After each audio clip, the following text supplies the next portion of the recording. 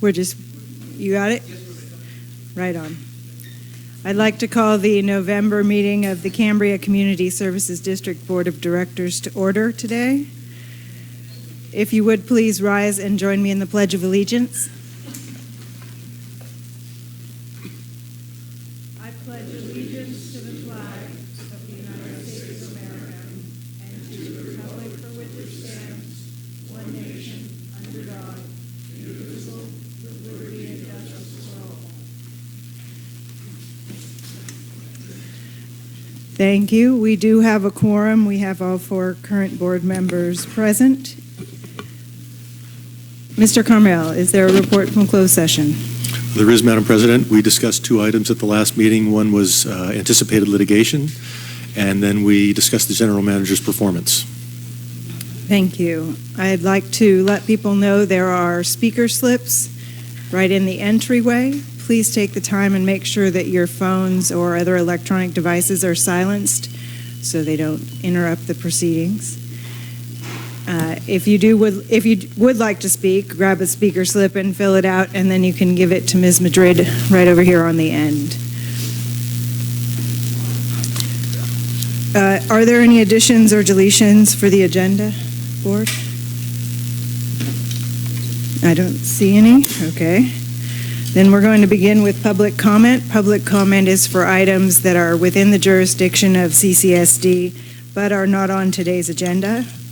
You will have up to 3 minutes to speak, and I do have a few speaker slips for public comment.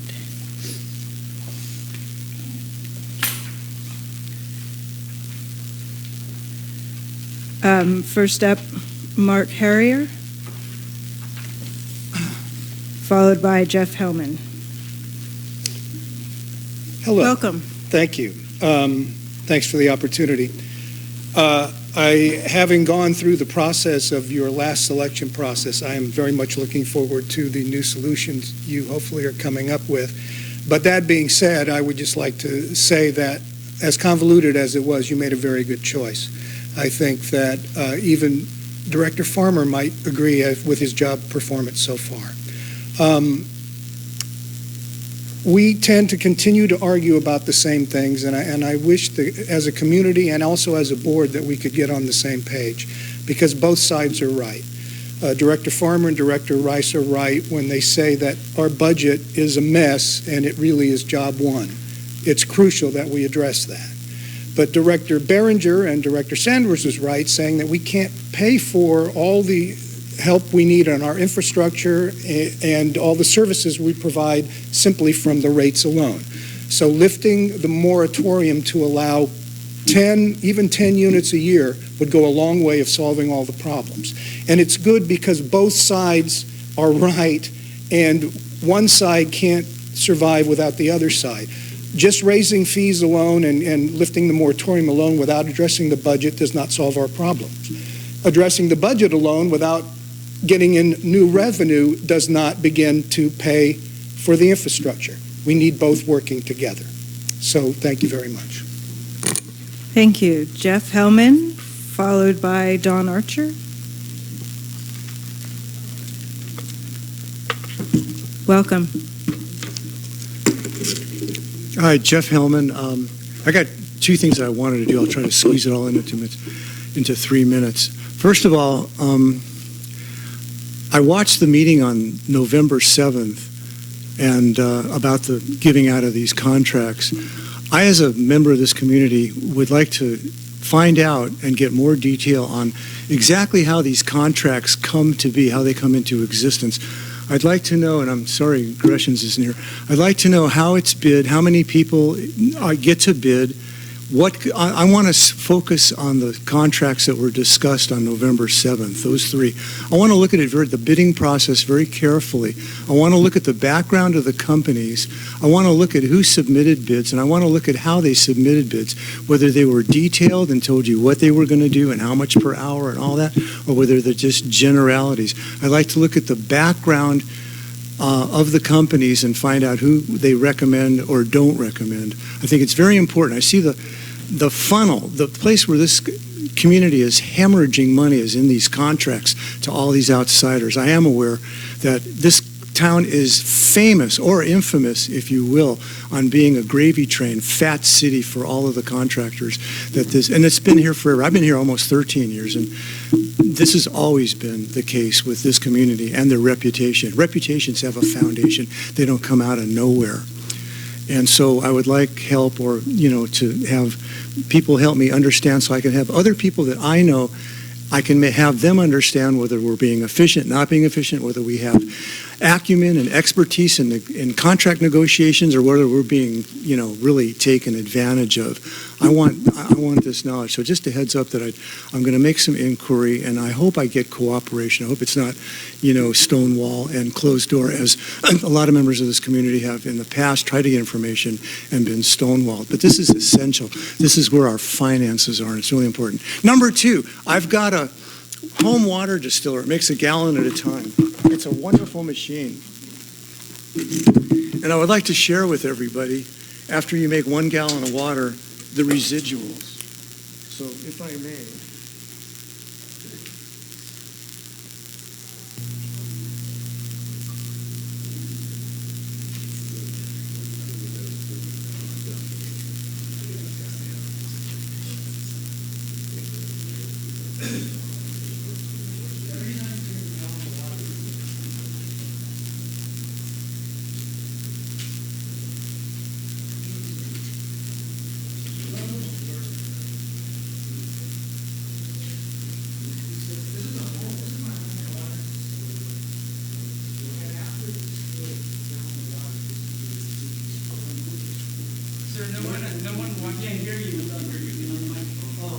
This is, I don't know if you guys can see this, but after I make a gallon of water, this is the residuals. This is what you're ingesting for every gallon of water that you consume, whether you're cooking it or just drinking it direct. I don't know what's inside there. We can't see the chemical properties or the minute molecules that are in here, but just if you're curious. So, thank you, everybody. Thank you, Mr. Hellman. Donald Archer, followed by Elizabeth Bettenhausen. Welcome. Thank you. President Rice and members of the board, some members of this community have asked me to share with you my letter to the Cambrian so that it may become part of the public record. Here's what I wrote. CCSD reality check. This is a wake-up call. Does it take a bank's loan refusal on the grounds of insufficient CCSD funds to convince some CCSD board members that the district is spending way beyond this community's means? Reality and prioritizing seem like obsolete concepts for a lot of people nowadays.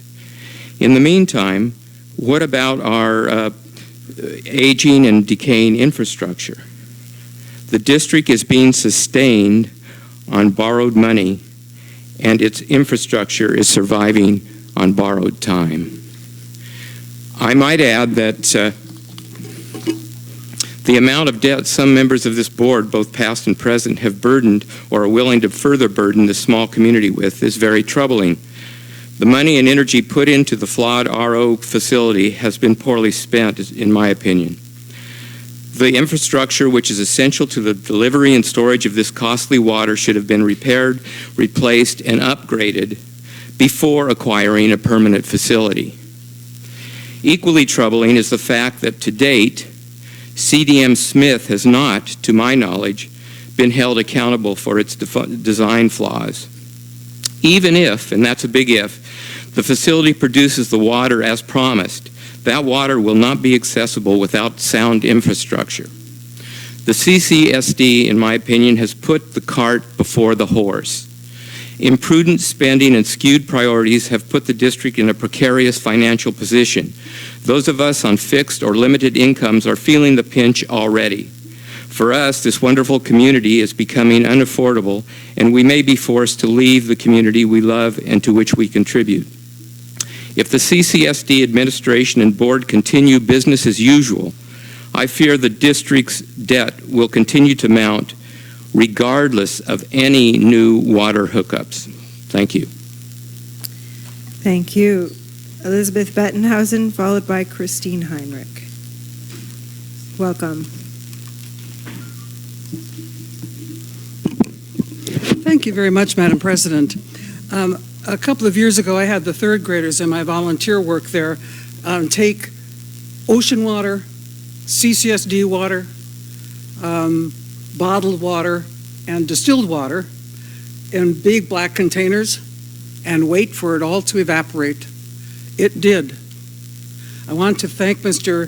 Hellman and say that his instance is an understatement of what's left when you evaporate CSD water. That is not my focus. I request that pertinent data be posted on the CSD website at least 3 days in advance of the meeting, and that you think about calling fewer special meetings that clearly are not a matter of such urgency. For example, even though it was after the November 7th special meeting, it is now, it would help the community to understand the meaning of almost an hour of your discussion of the cease and desist order, the wet weather preparation, and the potential French drains that were affected by the data that the hydrogeologist posted to you or only to the staff. I would like the data posted on the website. I would also like to have you post any exchanges between the Regional Water Quality Control Board and the CSD. I have submitted a PRR for the data. Why? Another PRR to load down your agenda in the General Manager's report next time. Because the district engineer repeatedly referred to how good information makes good decisions and how surprised he was by the new data. However, no one on the board indicated they had seen the data. You did not. I also note that in Task Order 4 of the agreement with CDM Smith, it was for hydrogeological modeling.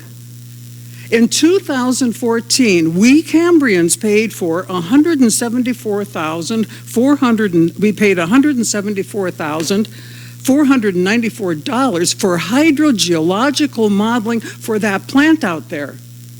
And now you're saying that you're discovering, hey, somebody does better soil boring, apparently. I would appreciate updates on the status of the SEIR for the SWF, for the Sustainable Water Facility, in relationship to your application to the county. How is the county doing on the SEIR? Because you are applying for a development permit. And if something like the French drains were ever to come to you fully as a policy decision, which it would be certainly, that would change the SEIR. And what would that do to the timetable of the application for the CDP with the planning with the SLO County? Friends, I expect that such policy changes as almost confronted you, but didn't last time, will be posted at least 3 days before a regular meeting. But the district engineer, I will finish this sentence, reported that the general manager, the legal counsel, and district engineer decided that bringing the policy decisions before the board would now be pushing it. And I have done a transcription of that conversation. If you'd like it, I would be more than happy to send you a copy. Thank you. Thank you. Christine Heinrich is my last request to speak. If you'd like to make a comment during public comment, please get a slip in. Thank you. Welcome. Hi. Thank you. In the past 2 meetings, the public has learned that Cambria is stretched financially to its limit. Cambria has exhausted its borrowing capacity with the $9 million it borrowed to buy the emergency water plant. The general manager and the district engineer reported that their days are consumed with work on the plant, actually on only the brine pond, not even on the plant itself. How much can Cambrians expect the water from this plant, if it ever operates, to cost? The general manager is paid over $13,000 a month, the district engineer $10,000 plus benefits. A technician was hired to manage the required testing, even when the plant is not operating. The district proposes to recruit for a full-time supervisor for the plant, and that position is not yet, I don't know what that's going to cost. Testing costs amount to around $100,000 a year, over $13,000 for last month alone. At the last meeting, Contracts for around $150,000 were authorized to address the brine pond issues. The district engineer gave a group of us a tour of the plant in October 2016. He agreed to respond to follow-up questions after that tour, but he never did, despite several requests. One of those questions was, how much is this water going to cost? I recognize that pinning down a cost per gallon is tricky, but these trickling costs, months of staff time, new staff positions created, conceal from the public how high the true costs of the emergency water project are. The $9 million debt on the $13 million construction cost is only the beginning. The new plan for the brine pond will repurpose it into a surface water treatment plant. What will this cost? Cambria's borrowing power is exhausted. Every meeting reports more costs here, more costs there. The true full costs are obscured, spread into various budgets, dispersed and reported over time. Like that decision in 2014 when directors decided to change from a portable temporary project to a permanent public works project, and then change the name from emergency to sustainable, both of those decisions were without public discussion. At some point, even the most ardent supporters of the emergency water project will discover that the money is all gone, and Cambria will be paying off the debt for years to come. Thank you. Thank you. That's all my requests to speak for public comment. So we're going to move on. General Manager Gerber, did you have any responses that you wanted? Staff would be more than happy to meet with Mr. Hellman if he would like to schedule some time to answer some of his questions. Thank you.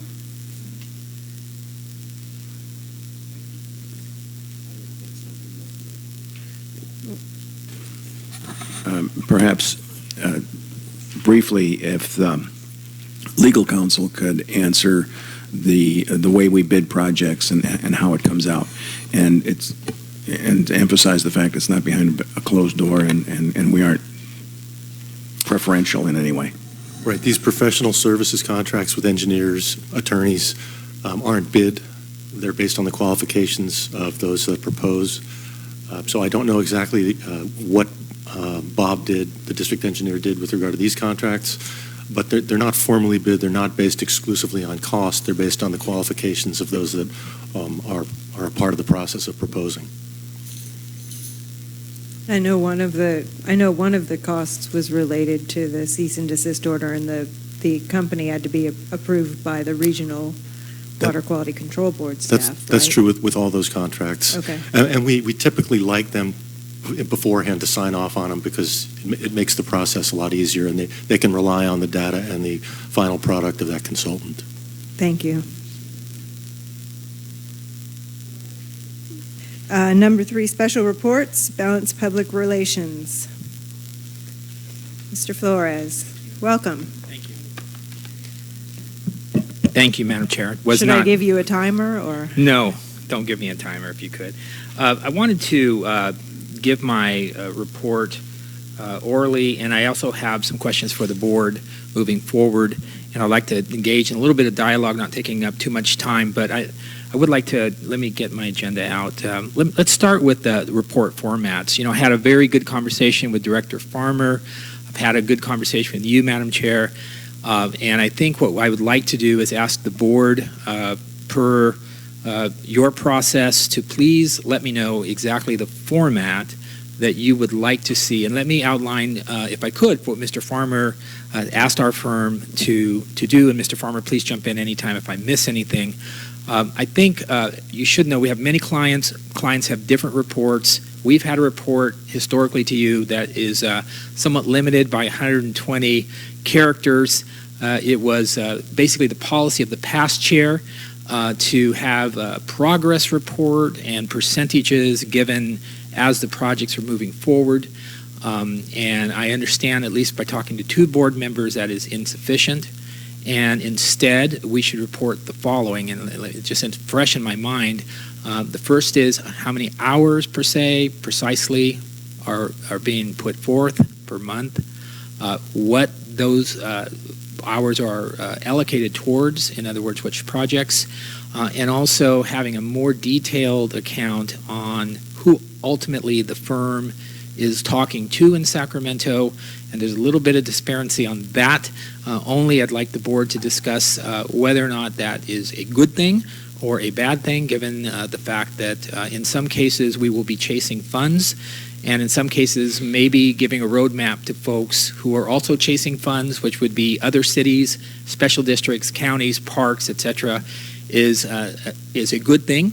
I'd like the board to give me a little bit of direction on that last part. It was very clear on what Mr. Farmer had requested. I think that's absolutely appropriate. I think we can absolutely do that.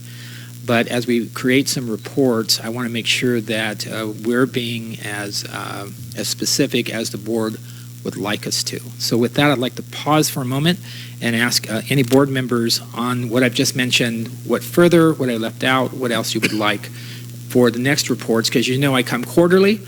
I won't be here in December, and I would like the report to be exactly the format that you can give me some direction on. And then I'm going to go through the report after that. Vice President Farmer? Yeah, thank you. Thank you, Mr. Flores, for bringing up our discussion. Yes, I think the points that I brought up with regard to how to change the format would be that you would provide a written report from each meeting that you have with the various agencies and individuals, maybe describing what was discussed, what the results were, what you feel was achieved. Also that you would just provide a timesheet of the meetings that took place and when and how long, some keywords with regard to the topics discussed. And then I think the last thing that I brought up was perhaps sometime early next year, and I know your time is limited, but perhaps setting aside a half a day or something to come down to Cambria and have a public town hall meeting with the members of the community, and then they could ask you questions with regard to what it is that you feel you're achieving for the town, because the ratepayers, they're ultimately paying your salary. Right. And so having them be involved in the process, because I know a lot of people run and go, why are we paying this fellow? What are we getting from it? Mm-hmm. And perhaps by you having some kind of dialogue and interaction with them, answering their questions, this would be helpful to all concerned. May I say the board and Mr. Farmer, we had a very robust conversation, and I do appreciate that. I do know the board has changed significantly, particularly in direction, and I do know that I have talked to the president about being more specific on our reports as well, so I think the conversation was well timed. I will take all of the items you've just mentioned and make sure that those are reported. I would ask the board again to have a small discussion at some point about how detailed is detailed when it comes to some of the conversations with the members of the legislature or regulatory bodies on certain items, and I'll just name those items. One would be policy, which is absolutely, I don't think there's anything wrong with this board saying where you stand on certain items. That's just a fight that happens in Sacramento. I would say, however, funding can be tricky. Funding on stormwater capture or funding on drought-related measures or looking at, if you will, wetlands types of funds. These are all going to be important going forward. And I will say that that is something I would like the board at some point in time to have a discussion and give me some direction on prior to the report being due to the clerk for the next meeting. That would help us tremendously on that point. As in terms of the future forums, I do have that in my agenda going down on this report, so I would like to wait for that particular item. I think that's a wonderful idea. It's a great idea. So let me go through some of the report very quickly, if I could, unless Ms. Berenger, you have a question. Yes. Director Berenger. As far as, I think that if you attend a meeting with the general manager and the general manager wants to report out on the detail, what he feels came through is relevant. I think that I agree with you that sometimes you're laying a roadmap for the competition. Yeah. And I don't think that that's something that is important for us to understand. The amount of hours you spend, perhaps who you're seeing, but and if you receive policy that is shared with you, maybe that's something you could report on. But I know that your work is it's strategic. the timing of where and whom you talk to and the results you're getting, I think that it is enabling others to actually get the value of your work. Yeah. Just a thought. And again, Director Behringer, I just want you folks to talk about it, and you tell me through the president and the GM how you would like his report. I would say it significantly changes the report from what Mr. Farmer and I just outlined. To date, you've been getting a percentage of where we are on projects. What you'll be getting now is the percentage of my time per month, per item, all the way down to the hours. So I'm very, very clear on kind of what the board's expecting. So you will see a change in format, but more importantly, I think you'll see exactly where those hours are going. I think the only issue I had is on the specifics of the meetings necessarily with members of the legislature, regulatory bodies, or others, even though we are registered and moving through that process. How detailed is detailed, I think, is a question I'd like for the board to give me some direction on. So the way that I'm kind of look at it in terms of having those specifics is when there's a more formal meeting that includes Mr. Gruber or a board member, whether it's the board president or somebody else, those kind of meetings, just a topic. This is kind of the topics we discussed. Okay. And if it seems like that's going to be a dead end or not, would be good information. But the informal meetings when you are having a brief discussion with somebody because you're talking about some other work that you're doing, or correct. Those more informal kind of communications, I don't think are as critical unless they turn into a formal kind of situation. Because I agree, there's a certain level of strategy, but that's why it's also good. The percentages going away, I think, is good because they were hard to understand, but the concept of knowing whether or not this is a door we should continue to knock on, or if we're going to end up nowhere with this way, that we need to find a different pathway, so then we at least know that we're not on a dead end. Yes. I don't know if that sounds like it. And if I could, Madam President, yes. mention to Mr. Wharton, nice to meet you, significantly changed beyond the report that Mr. Farmer had a conversation with me about was two items I'd like to mention to you, and of course I don't need to mention to the board, but we changed our meeting formats as well. So I'm required to be here once a quarter, but more importantly, I'm required to be here every other month with the president and GM, and we go through those items specifically in terms of direction going forward, I believe. If I'm not here, I'm here the other month, meeting, going over items. And I think in your place, Madam Chair, we had Mr. Farmer, in fact, through phone call, have that kind of meeting we would normally have where the GM takes us through.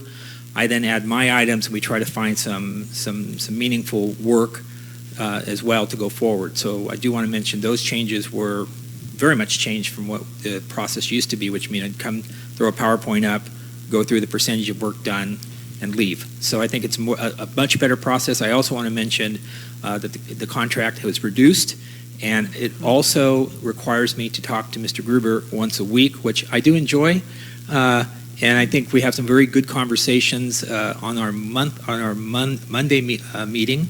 That's valuable, I think, leading into our smaller meetings and, of course, leading into this process here. So I just want to make sure that you knew the process had been completely changed in the new contract, and I think it's a very valuable one.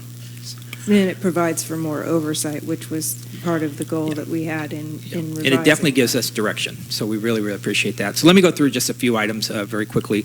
The lobbying activity, I will say that the legislature is half-time now. There's 700 bills remaining. They got rid of about 800 bills. So all bills now are in each other's house.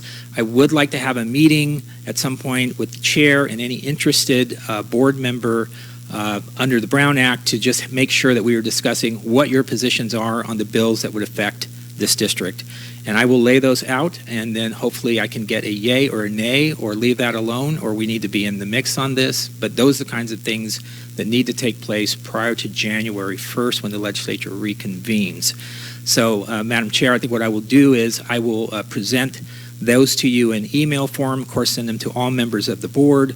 Please peruse through those, and please, through your own processes, tell me what you would like us to focus on as legislature reconvenes. And I will say it's 700 bills, but they are not all water related. They are not all special district related. Some have to do with tree mortality. Some have to do with parks funding. Some have to do with things that you've just talked about a moment ago, which are those grants that you need to kind of build that budget up. A variety of different bills are still left, and hopefully there's some PG&E bills, quite frankly, that will affect you. So I think we need to probably have some of that discussion somewhere in mid-December. So I will make sure I get those to you. On the regulatory activity, moving away from the legislative activity, you should know that the State Water Board is making some very significant changes on the drought-related things that they are working on. They've made some big pronouncements. There's going to be some effect on this district, and I would like to tell you that I think being part of those processes is really important, and to make sure that we're having that constant communication on what direction you would like me to take with whether it's the board chair or some of the members of the state regulatory bodies. That's going to be important as well. Let me get to the other item, which are funding opportunities. Mr. Farmer brought up a great point, which kind of led to the reformulating of the report, which meant that at some point during Prop 1 bond funding, the report I used to give you said we were almost at 95%. And the next meeting you got the report, and it says it was down to 45%.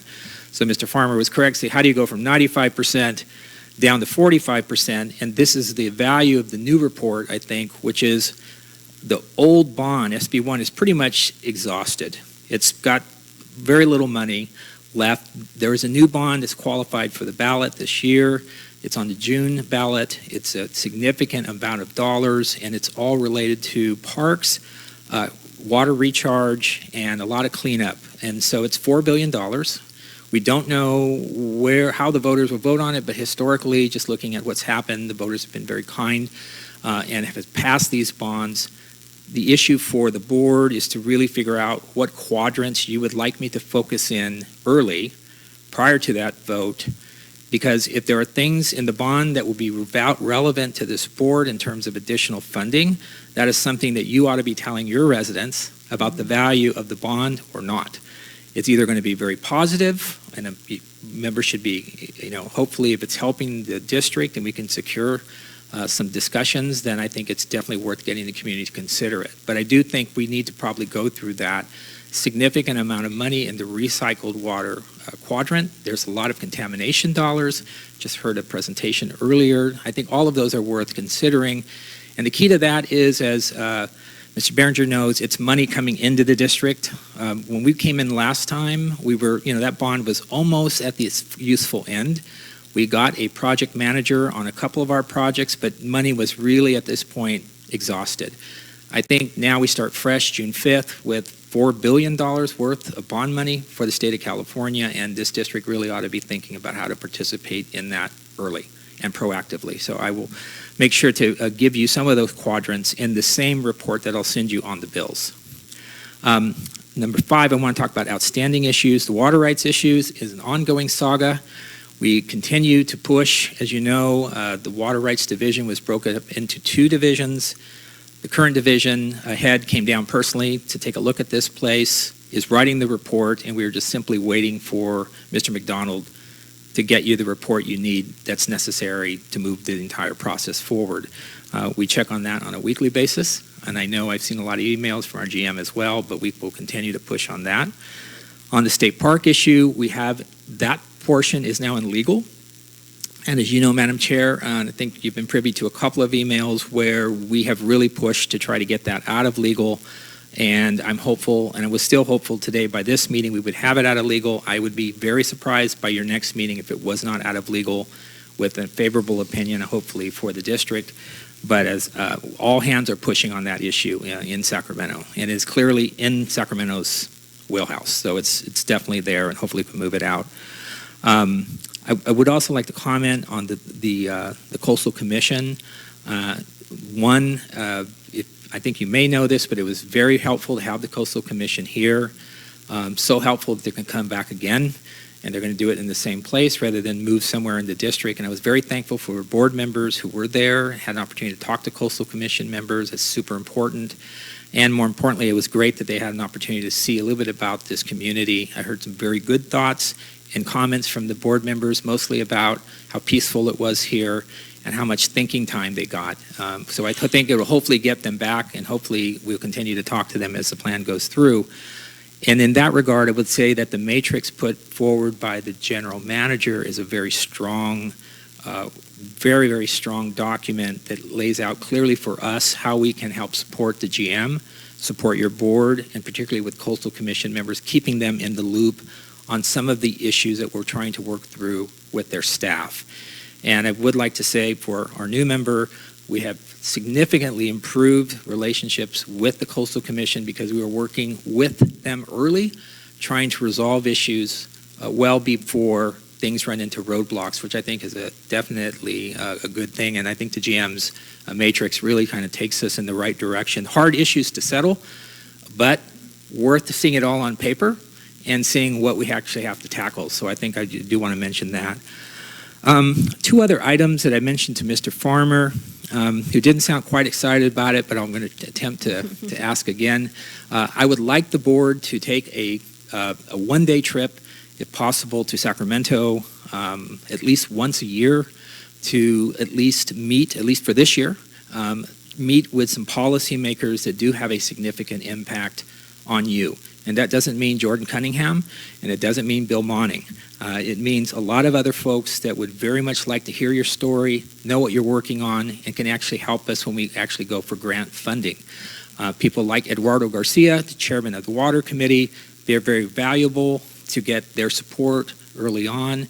That takes a face-to-face. It takes a little bit of time, and I promise you, if you give me a day, I can get you 8 meetings or 10 meetings in one day if you're committed to get up and come up and back if that's what you would like. But I do think we need to schedule that with the board going forward. And I did mention to Mr. Farmer, those relationships can be very valuable moving forward. As to the forum, absolutely, Mr. Farmer, Director Farmer would be open to have an evening event where members of the public could see 3 things. 1, what is our legislative strategy? 2, what is our regulatory strategy? And 3, what is our relationship strategy? In other words, what does all these relationships mean? And how do they actually add up into some positive things for the district? And I'm certainly welcome to come any evening. I think evenings are good for the public particularly. So let me just say we're available to do that. If you'd like to do that twice a year, once a quarter, completely open to do that as well. So, and I think that's a valuable exercise, mostly for the public who doesn't get this long a time as I'm getting here at the microphone. So we certainly would be open to have a more open forum on that. The last thing I'd simply mention is that as we continue our management meetings with the president and the GM, as we continue going forward, please feel free to call. If you have any questions, I know Mr. Farmer, anytime he has a question, emails me directly, and I do my best to try to get back with a specific answer, but you're certainly welcome to do that. And I will always try to make sure the GM is involved in that discussion as well so we can follow up.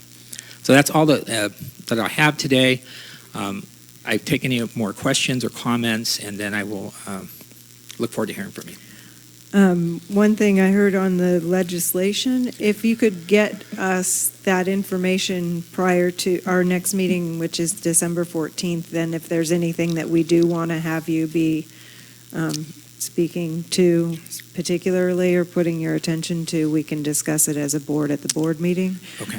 Probably Mr. Carmel, because I want to make sure that we're not violating the Brown Act. So should he send it through you or through Jerry, or he can send it directly to us? Or It's probably better if it comes through one of us. okay, so Okay. that would be helpful. Thank Okay. you. So if Okay. we could get it, and the Ms. Madrid, the agenda for the 14th has to be prepared and ready to go out on what date?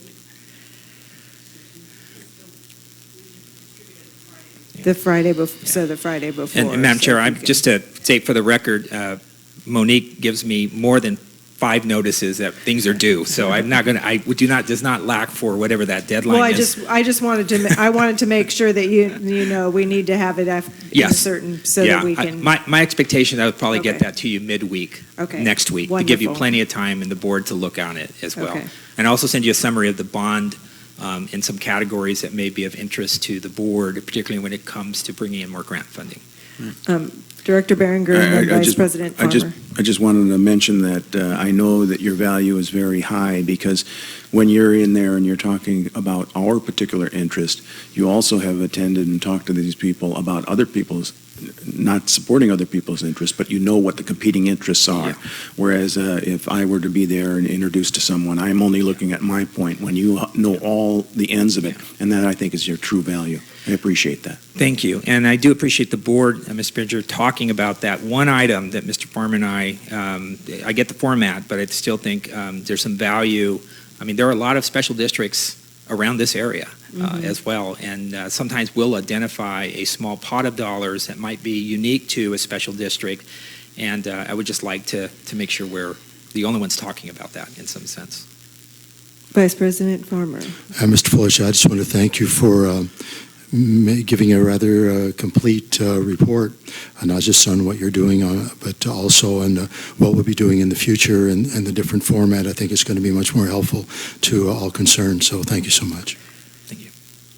I think with the additional oversight and the monthly meeting, which is with the general manager and the vice president and the president, so that we can know more specifically what you're doing. I think the report format for the public,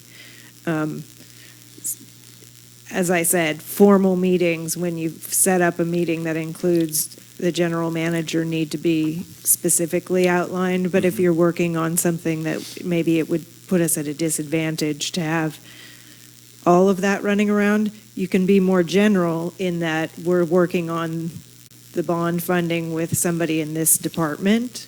Does that work for meeting the strategic needs?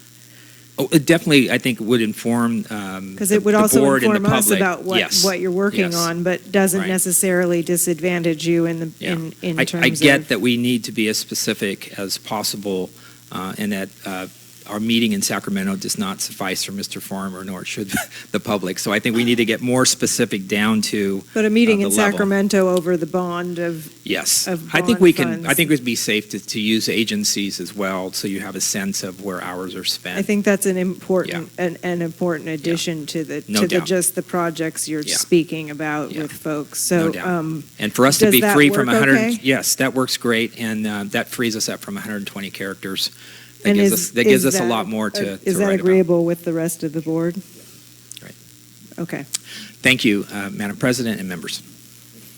Thank you. Oh, we do have one request to speak. Elizabeth Bettenhausen. Ms. Bettenhausen. Thank you, Madam President. I've found that when I'm here and have a question about what I just heard, I can actually come up and talk, whereas if I'm home on my computer, it doesn't quite work. So I'm glad I'm here today. I just heard two things, and I just need clarification, if I may. I agree with Director Behringer that it's always helpful to get information about other positions, and I'd like to address that with one quick question, and that is, how do we get access to the general manager's matrix that was so helpful to working with the Coastal Commission?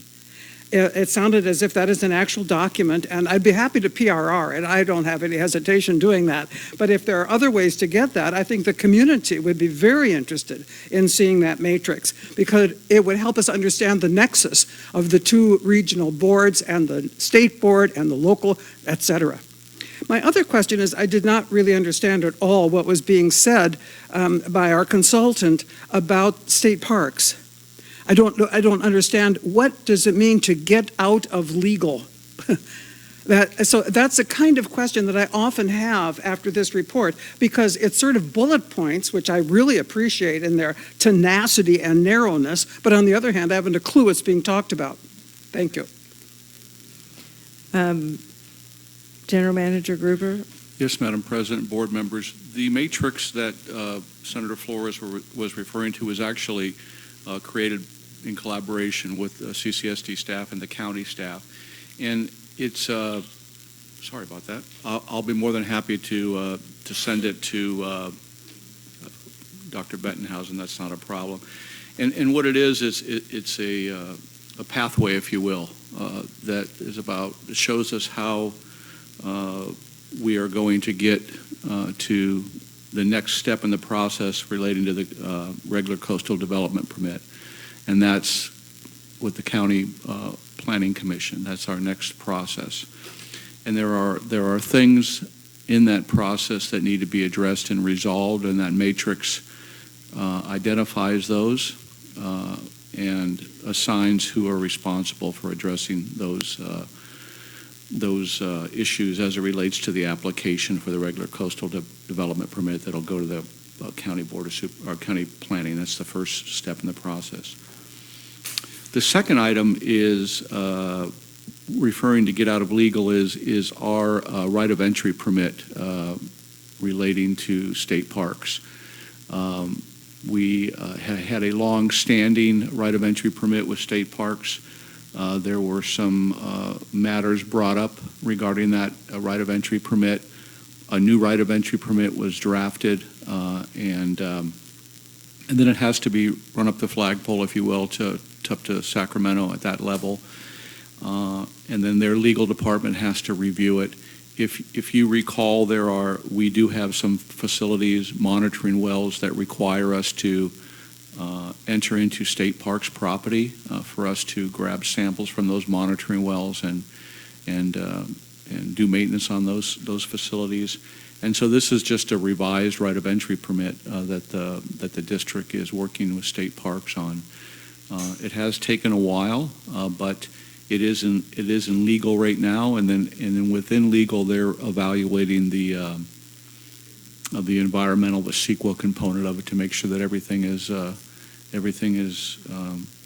all right.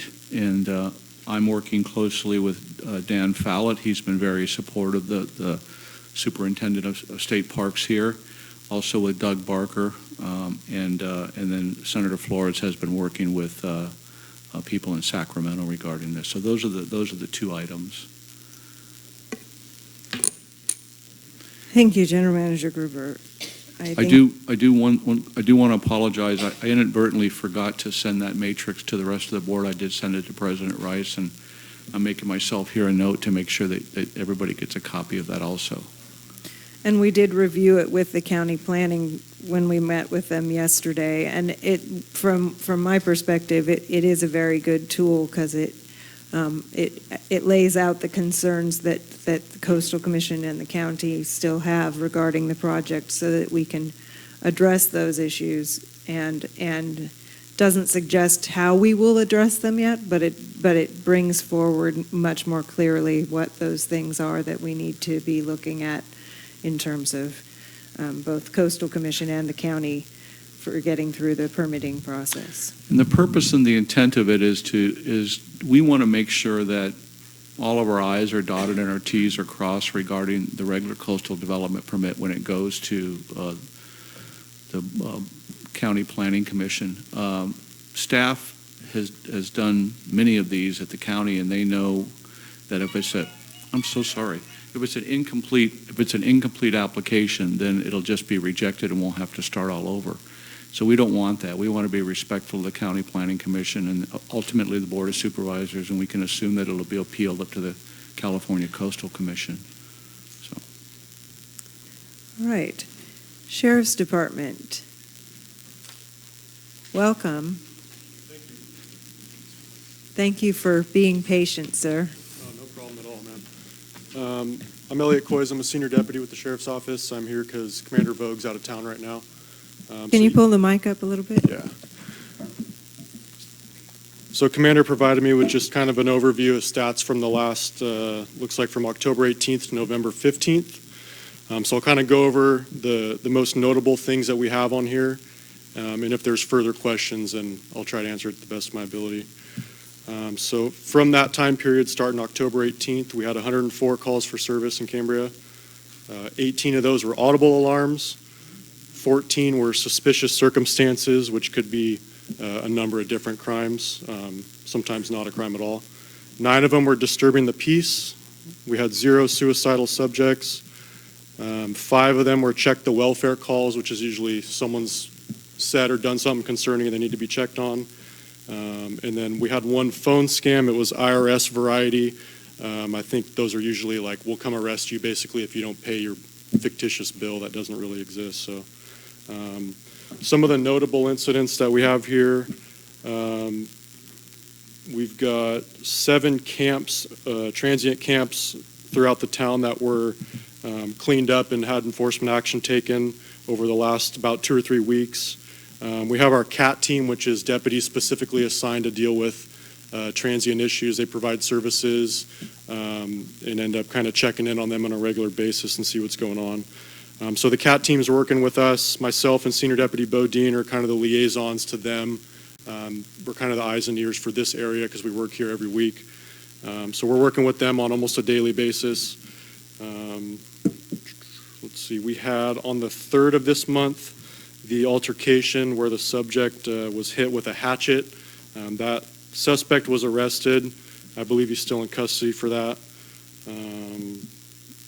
Let's see, on the 23rd of October, the dead end of West Street in Cambria, we had a subject acting erratically, appearing like he was possibly drunk in public or under the influence of some kind of drugs. We made contact with him. It was an individual we're very familiar with. He's on probation for stealing a vehicle. He ultimately was in a stolen vehicle, and he was arrested. I think he's also still in custody. Let's see, we had on the 7th of November, our sexual assault division, which is part of the detective division, served a search warrant for child pornography being downloaded. We also helped my partner back there and I on Tuesday of this week with that case. We did another part of that search warrant. Ended up seizing a lot of evidence, so that's still ongoing. And let's see, the last one I have for you is on the 8th of November, the 900 block of Hartford Street. We had a report of a subject taking a package from a residence of a front porch of a residence. The area was checked for what we were told is a beat-up pickup truck. The deputy that responded was unable to locate that vehicle or determine if anything was actually taken, since the homeowner was not home and wasn't expecting any packages when they later talked to him. So that is unknown. And that's all I have from this report. If there's any questions, I'd be happy to answer. Do any directors have any questions? Vice President Farmer? Yes, I'm sorry, sir. I was unable to catch your name. It's Coyes, C-O-Y-E-S is my last name, and the first name is Elliott. Okay. I just wanted to follow up on what you said about the incident with regard to the local resident and the incident with the hatchet. I don't believe that the gentleman is in custody at this time. Okay. And from the article that I read in the Cambrian, I think Commander Vogue has indicated that the situation might not be, for the so-called assailant, might not necessarily be as serious from his end as first indicated. That as far as I know, he's still out in the community. Okay. Okay. I shouldn't say out in the community. He lives here. He's still residing in the community, and he's not in custody. Thank you. Thank you. Thank you very much for coming. Of course. You're welcome. Cambria Community Services District Fire Department Chief Hollingsworth, welcome. Glad you're here. Please. Good afternoon, everybody. It's good to be back. The report for this month spans the time for October. And just to give you a really quick review, there were 92 emergency responses for the fire department in the month of October, which still is in the 13% increase from the same time over the last year. And that's a steady number, increasing for the last about 10 years. There has never been a drop for a number of different reasons, and we can go into those at a different time, but just so you understand the impact to the response agencies from our side, CAL FIRE, the healthcare district, the sheriff's department, the numbers are steadily increasing, and I think that just it happens over time. A significant incident which did occur this last month, as most of you know, I've read the paper, there was a fatality fire here in town on Lodge Hill. We respond to fires almost every month, and frequently they're not reported because they're, although significant and impactful to the occupant or owners of the property, they're relatively small in nature and may not be that noteworthy, if you will. However, this was kind of a big incident. It occurred at about midnight. I want a big thank you to the sheriff's department, because their deputies that were on duty were actually the ones that initially pulled the occupant out of the home. and our personnel arrived on scene directly thereafter. It's really important to recognize that even though she did pass, there are some really positive takeaways from this incident, in that with the personnel and staffing that we had, we were able to keep the fire relatively to what we would call a room and contents fire. So although it's a two-story home, the entire upper story of the house was charged with smoke, the only actual fire damage was to the room of origin. And after the investigation, it's going to be listed an accidental fire with an undetermined cause. And short of somebody being there with a set of eyes on what actually happened, it's extremely rare to be able to pinpoint exactly what brought those unique circumstances together to make the fire. I want to say a big thank you to the Sheriff's Department for all the work they did, the other auto aid agencies that responded. I think it's really important to take away from this that there is no department in this county that can handle a first alarm fire on their own. Even San Luis City, that has 4 stations, has automatic aid that comes from CAL FIRE units outside the community and then beyond that. A full first alarm fire is going to be anywhere from 3 to 6 engines, a truck, battalion chief overhead, ambulances, law enforcement, the list goes on, and that just doesn't happen. I want to say that because we had the 4th person on duty, this safer position that we've been talking about and been funded for the last year and a half, the fire was able to be contained in that area, and it did not spread to the surrounding exposures, the 3 homes that were directly around it, and then also to the vegetation, which was tightly packed around the building. And obviously, if this happened at a different time, higher winds, higher temperatures, we could be talking about a much more dire incident. So I just have a huge thank you to all of the players involved, because, like I said, nobody in this county can do it on their own. So it was really helpful to have all those other people to come in. We have been working aggressively in the same line by having that extra person. We've been working aggressively on continuing with the fire hydrant maintenance program. We're almost 30% done with the town as we speak right now. We have only found a couple of minor instances where there was either caps that were broken, seized, or things like that. All the hydrants are fully operational. We've even worked with the water department to have an extra hydrant put in a very long span that was found down in the commercial district on Burton Drive near Main Street. And as other things are coming up, we're passing those along too. So one of really the biggest things we're finding is encroachment within the 3-foot clearance radius that's mandated by code, and then also hydrants that need to be raised for whatever reason. And they could easily do that. Well, I say easily because there's a lot of work involved, but basically they shut the water off, put a spacer in there, and then elevate the hydrant, so it makes it a little bit easier to use. So again, we're about 30% complete with that. If you probably noticed, there was a lot of smoke in the air the last couple of days. CAL FIRE has been doing some prescribed burns. Now that we're getting into the colder months and hopefully wetter months, they're going to be doing a series of prescribed burns. The one that happened yesterday was at the Harmony Headlands. That was a little over 225 acres, so there was a lot of smoke. They tried to get the information out in advance, and as soon as we know about it, Cambria File, you'll notice we put out information on our Facebook page through Nixle, so everybody that's designated and set up through Nixle, you're going to get those alerts and say, just FYI, this is happening, the fire's going on, you're going to have smoke in the air. If you're having medical issues, don't be hesitant to call 911, or if you have other concerns. But that way it really allays, hopefully, a lot of the fear of the community. Just let them know what's going on. With that in mind, there are other prescribed burns coming up. Working with CAL FIRE and some grant work that's been given to us through the Fire Safe group through the county. There's going to probably be some additional burns, weather permitting, out on Santa Rosa Creek Road, and then also along that entire fire fuel break corridor that's on between Bridge Street and Pine Knolls area. So there's been quite a bit of work in there. And a lot of people don't realize it because they're out in the forest, but they're dropping dead, diseased trees, they're stacking them, they're getting all that Scotch broom and French broom put together in piles. That's going to be burned on site because you can't chip it or masticate it because that just spreads and aerosolizes the seeds. They need to get rid of it on location. So as that information comes out, we will, as aggressively as possible, get that out to everybody timing-wise so you know what's happening and when, and hopefully help allay any of those fears. But those should be coming as well.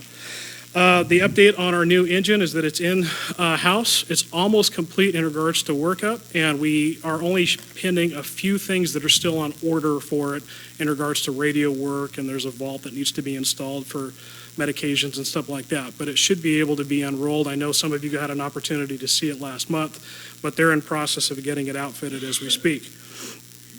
As we get into the holidays, I think it's important to just review a real quick safety thing, and that's a really good takeaway for everybody right now is that it is by law and state code that every residence, every habitable home has both a smoke detector and a carbon monoxide detector.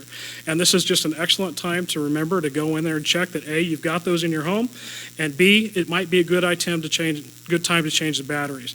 And as a reminder to everybody, the fire department is available to help you in that regard. We do that frequently throughout the year for anybody who is physically unable. So don't hesitate to call the department, schedule that, and the crews will be willing to go out and help out. The last thing I wanted to let you know is that for many years now, the fire department, as a department of the CCSD, has been aggressively involved with Season of Hope. And most people know what that is. It's an affiliate with coordinated through KSBY, and it's an opportunity to do food distribution and toys for tots. And the fire department is a receiving area for that. So if you have the inclination to do so, we have 2 large barrels there. They've already been emptied once that I'm aware of. And it's something that's relatively positively perceived in the community, and we really love being involved in that and being a collection point. So that's all I have for now, unless you have any questions. Vice President Farmer? Yes, Chief Hollingsworth, it's good to see you back. We've missed you and been a little concerned. I probably wasn't necessary, but nevertheless, Thank you. You're welcome. I just want to ask you about the fire break up on the Covell Ranch. And I seem to recall a few years ago, one took place. They had the masticator out there. But the clearing, and even though some places it was kind of maybe a little over the top, there was still a lot of undergrowth left, as well as some trees. The trees were thinned out, so you were no longer unable to see what was the houses before, but then you could see them. But now that 100-foot fire break, it's like everything has been removed, and it's just dirt out there. And I'm wondering, why did something as extreme as that need to, I mean, I'm sure there must be a reason, but why did something as extreme as that need to take place? Getting the fire hazard out of the area is a direct benefit to the community. However, please understand, we're not the ones physically going out and doing it. It is done with contractors that are brought in from the Fire Safe Group and in conjunction with CAL FIRE. And so there are areas where they try to maintain a healthy understory and keep that fine balance between environmental concerns and fire concerns. There are some areas that I'm aware of where they took a little bit more work to get the equipment in to do that. And in those areas, they found that's probably what you're looking at. I don't want to presume that, but there are areas where it took a little bit more effort to get tractors or masticators or larger equipment, chippers and things like that in, where it may have gone down to closer to soil. But I could absolutely look into that and get a better answer for you from the gentleman on the street, if you will. Yeah, I appreciate that. Let me just say this, that I understand that you were not involved in the process that took place, but if you were to go out there, and I don't know if you had the opportunity, and just go up to the Sunbury and Weymouth and look inside, and like I say, see that it's just dirt. There's actually, there's no vegetation at all. And like I said, to me, I guess I'm a nature person. Some people appreciate that, and other people think, why bother? But it seemed to me like more harm was done to Mother Earth in the process, and that's a concern of mine. Thank you. I have a couple things. First thing is, on Tuesday at the Board of Supervisors, Eric Greening complimented you and the Cambria Fire Department for taking care of the house fire and making sure that it didn't turn into something more like what happened up in Sonoma and Napa counties, because it could have if we didn't have good protection. I'm assuming that the hydrant near the fire was functioning? Absolutely. Was it one of the ones we had gotten to yet, or do you know? It actually was not. Okay. That specific area has not been addressed yet. So it's a good thing that it worked, and I'm glad that your department is taking care of those hydrants as we're going forward. Can you speak a little bit about residents who might be using hoses to protect the house if they live next door or something, if that's something they should not be doing or should be doing? And Can you just speak to that a little bit? Sure, it's a common belief and a common practice for, in an instance like this, if the residents were home, to hook up their own hose and either put water on a fire coming from that structure that was involved or on their own. Unless you've been near it, the radiant heat coming off a building like that is pretty significant. And so, for example, in this exact instance, the immediate exposure to the left was 6 feet away. The one to the right is 8 feet away. The one behind it is just a little bit farther. And the radiant heat, if that building was fully involved on the top, would have absolutely been enough to ignite the stuff over in the right amount of time. And so there is theoretically value to doing so. It's not a hose line that you're going to have at your residence is not large enough to diminish the intake capacity that we're taking in to the engine, and it's not going to affect our capabilities to put water, large quantities of water on that fire. That being said, there is some science that suggests that it's not really that valuable, but if it makes you feel better, and honestly, if you're able to put some of the fire out, who can argue that? I've seen people do it. I've seen people do it effectively. There's actually aftermarket products you can get right now and keep and stage at your home that is essentially a sump type thing that connects, and you can put your hose into it and actually get foam out of it. And that's a fairly popular product in wildland areas, maybe even more remote this, and you could pre-treat homes, sides of housing.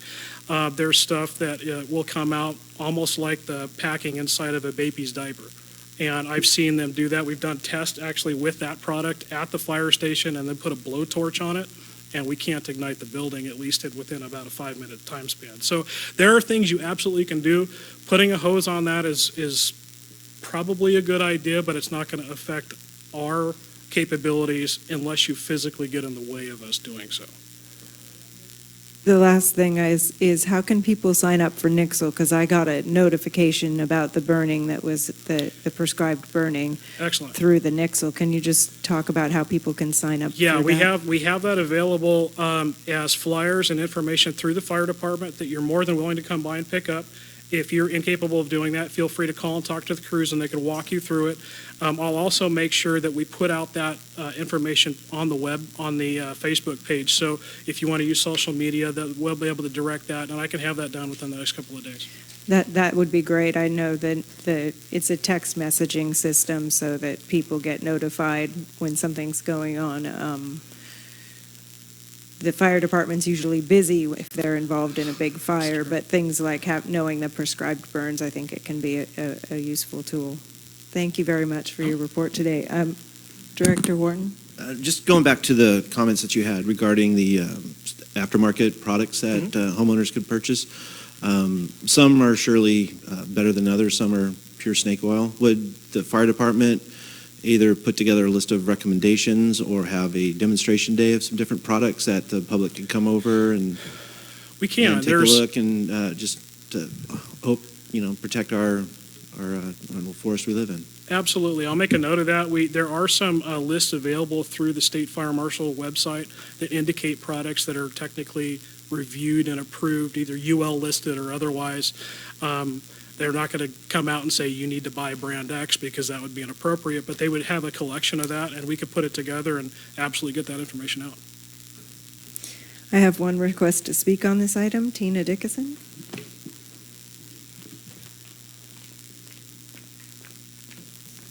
Welcome. Thank you, Tina Dickinson. I wasn't going to speak on what was just brought up, but if it wasn't for Victoria and Richard Green, and I use their names because it was published in the Cambrian, they were actually heroic in this effort. If it had not been for the fact that Victoria was up till past midnight, we wouldn't have even known that there was a fire. So the first instinct when something is wrong and is threatening to life, the first instinct a human being would ordinarily have would be to help in any way they can. So they did that by calling 911, and then they took action by using their hoses. I would think that is exactly what human instinct would tell us to do.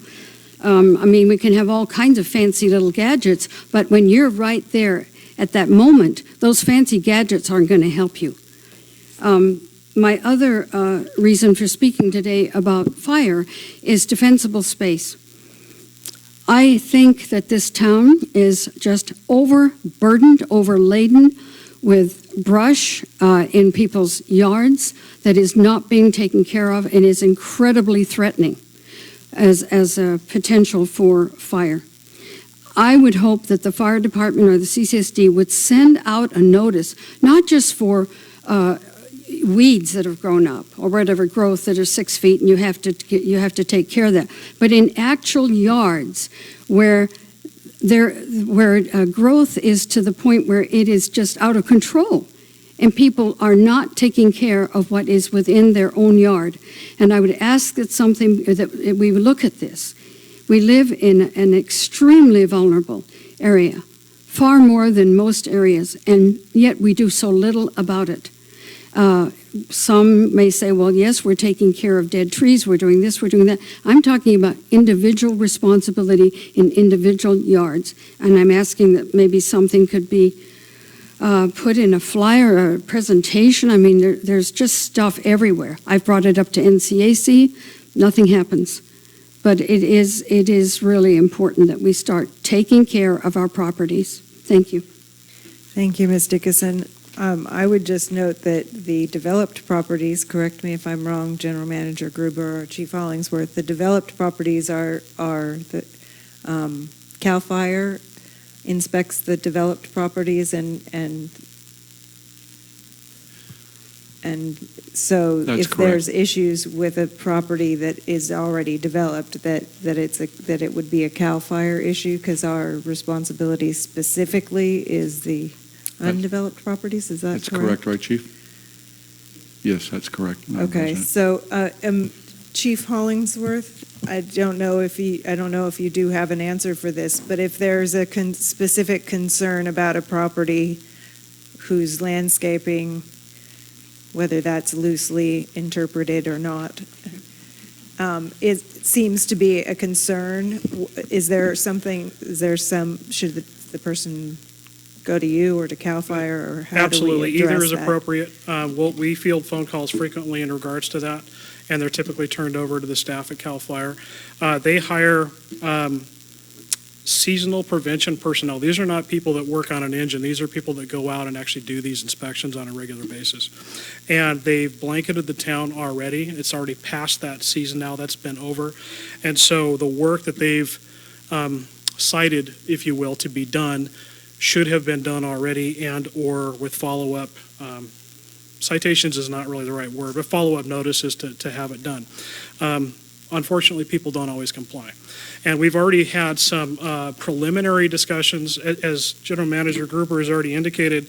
Historically, as we adopt the Health and Safety Code, which is the teeth, if you will, for us to enforce the Fire Hazard Fuel Reduction Program, we apply that to unimproved properties. CAL FIRE typically has taken the improved properties with these inspectors in doing that.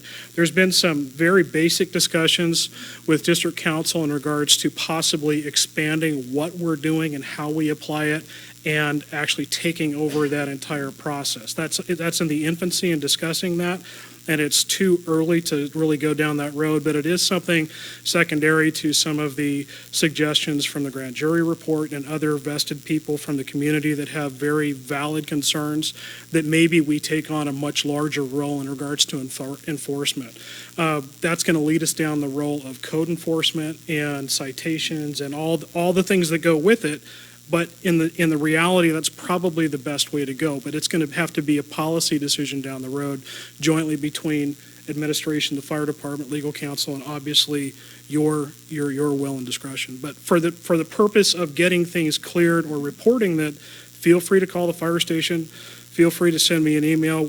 We probably get 2 or 3 through the website. There is a form inquiry that was developed through the new website, and people can go in there and say, hello, this is Amanda Rice, and I have a concern about this. Leave your phone number and send it. And it's not necessarily anonymous, but we at least have a contact, and we probably get 2 or 3 of those a week, varying from everything from building questions to weed abatement type stuff. Thank you very much.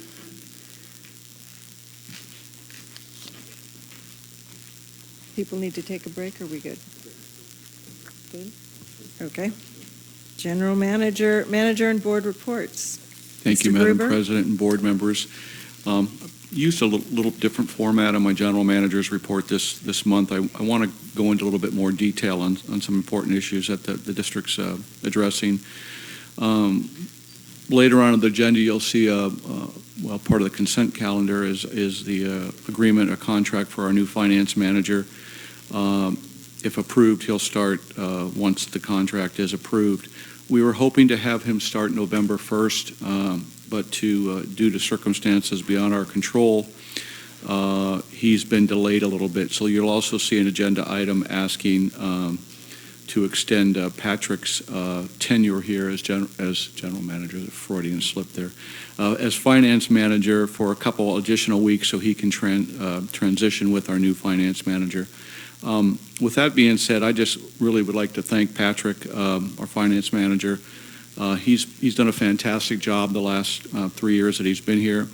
If you look at the reporting within my general manager's report and all the reports that he has generated, he's done a fantastic job.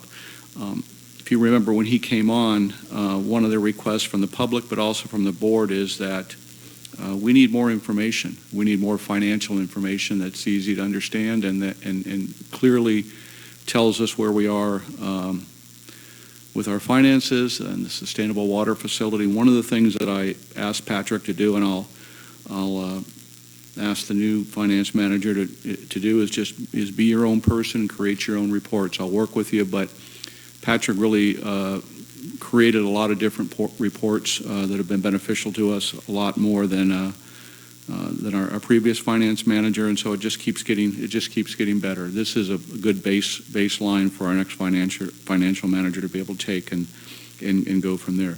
So with that, Patrick did not want a proclamation. He did not want a cake. That's just Patrick. So, but I would like to thank Patrick on behalf of myself and the staff and the CCSD board of directors and the community. So. Mm-hmm.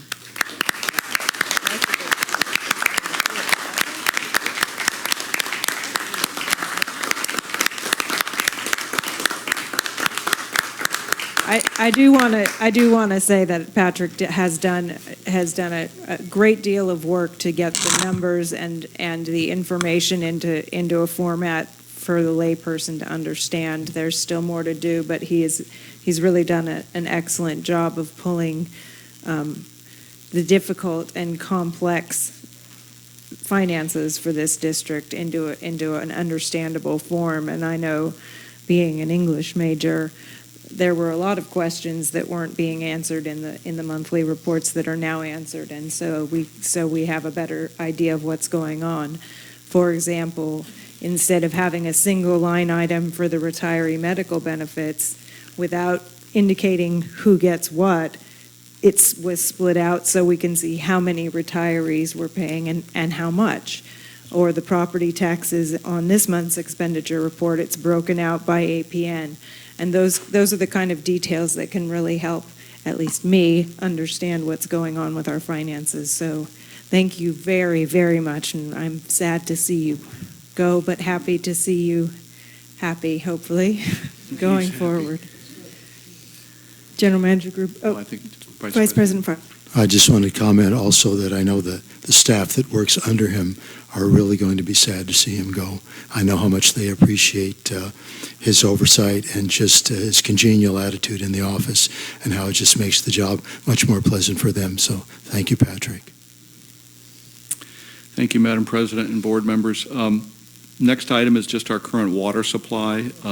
Santa Rosa wells 1 and 2, they're rated about 31 feet. Santa Rosa well 4 is at 52 feet. The gradient mound out at the wastewater ponds are at a positive 1.6 feet, and then San Simeon wells 1, 2, and 3 are currently at about 13.5 feet. The WBE, which is the Windsor Bridge well, monitoring well, is at 4.7 feet. Once that WBE well reaches 3 feet, we're no longer allowed to use that. So we're in good shape as far as our water supply right now going into the winter. We don't anticipate having to run the sustainable water facility at this time. As part of the November 7th board meeting, there were several agreements, consultant agreements and public works agreements passed by the board. We continue to make significant progress regarding our wet weather preparedness and the cease and desist order, and also the closure plan. In preparation for the closure plan on December 7th, the Regional Water Quality Control Board will hopefully be issuing us a low-level threat discharge permit. That will enable us to pump water from the impoundment basin, blend it with our effluent water from the wastewater treatment plant into the percolation ponds, and in an effort to lower the impoundment basin. This will be in addition to the evaporation that's going on there.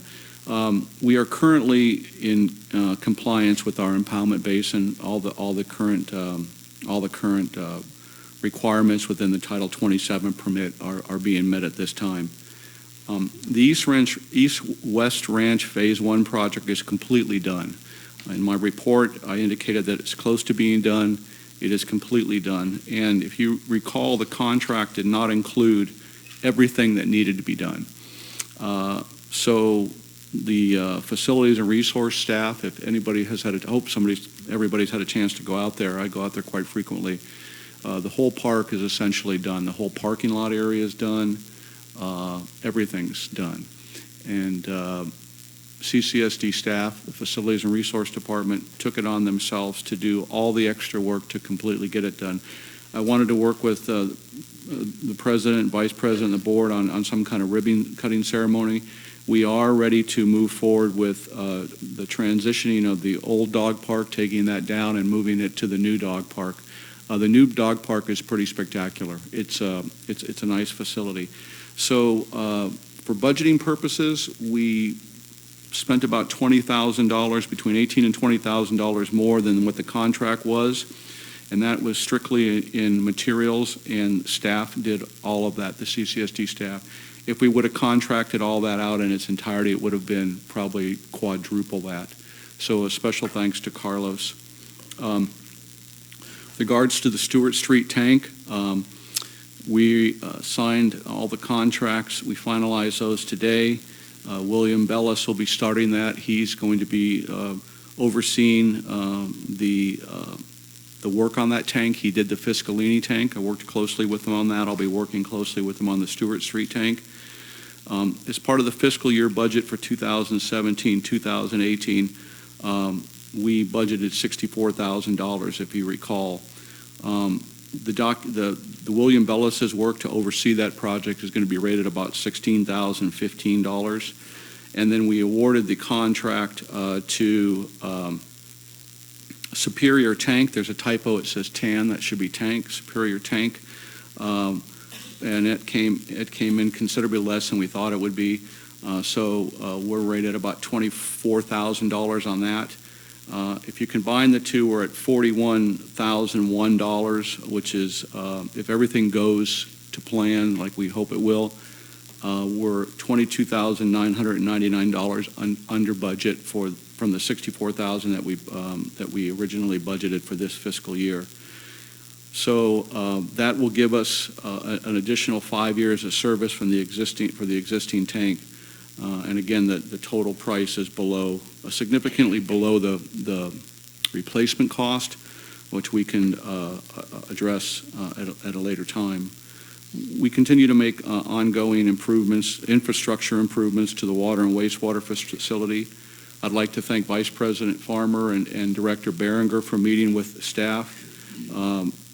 And we discussed infrastructure-related issues. We continue to do that. But on this particular meeting, we discussed the collection system, the lift stations, intrusion and infiltration, and the manholes that have been repaired and the manholes that need to be repaired. Both the CIP list for water and wastewater are finalized, except for the reprioritizing a few items. Based on the conversations we've had with the ad hoc committee, we need to reprioritize some of the items.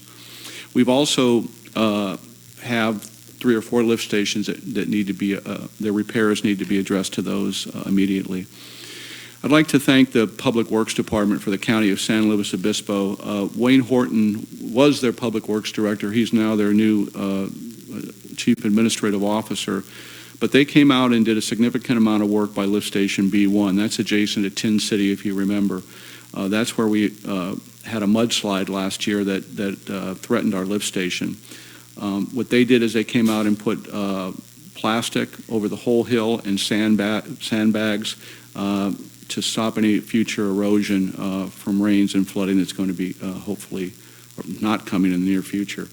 They did also a superior job in cleaning out the drainage ditches of vegetation and sediment along the San Simeon Creek Road, and they replaced a collapsed culvert in preparation for the upcoming rainy season. The natural flow of the water within the creek during heavy rains will be minimized. It was we continue to work with state parks also in making some long-term improvements over there, and this will significantly reduce the impacts to the basin. We continue to work closely with as Madam President indicated, with the Planning Department, staff at the County Planning Department regarding the regular coastal development permit for the sustainable water facility. And I continue to work, in addition to with Senator Flores, with the State Water Resources Control Board on water rights issues. We also are working closely with the Sheriff's Department and regarding the homeless issues in Cambria. We've cleaned up so far, I say we, there's not a mouse in my pocket, I wasn't out there, but again, Carlos and his staff cleaned up 6 homeless camps. There was a picture in the Cambrian today, so they've done just a really good job.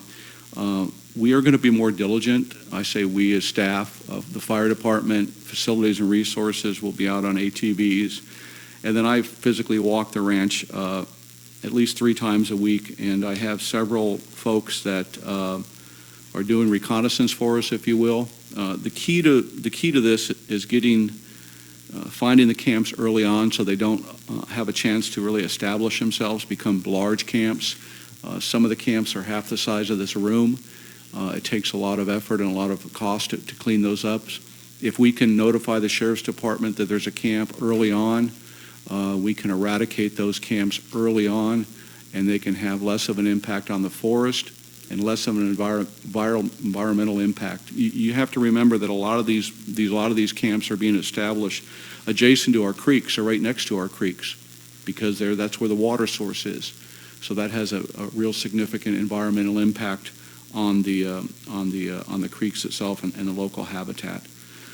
In closing, we've lost 2 longstanding board members, which represents 40% of the board.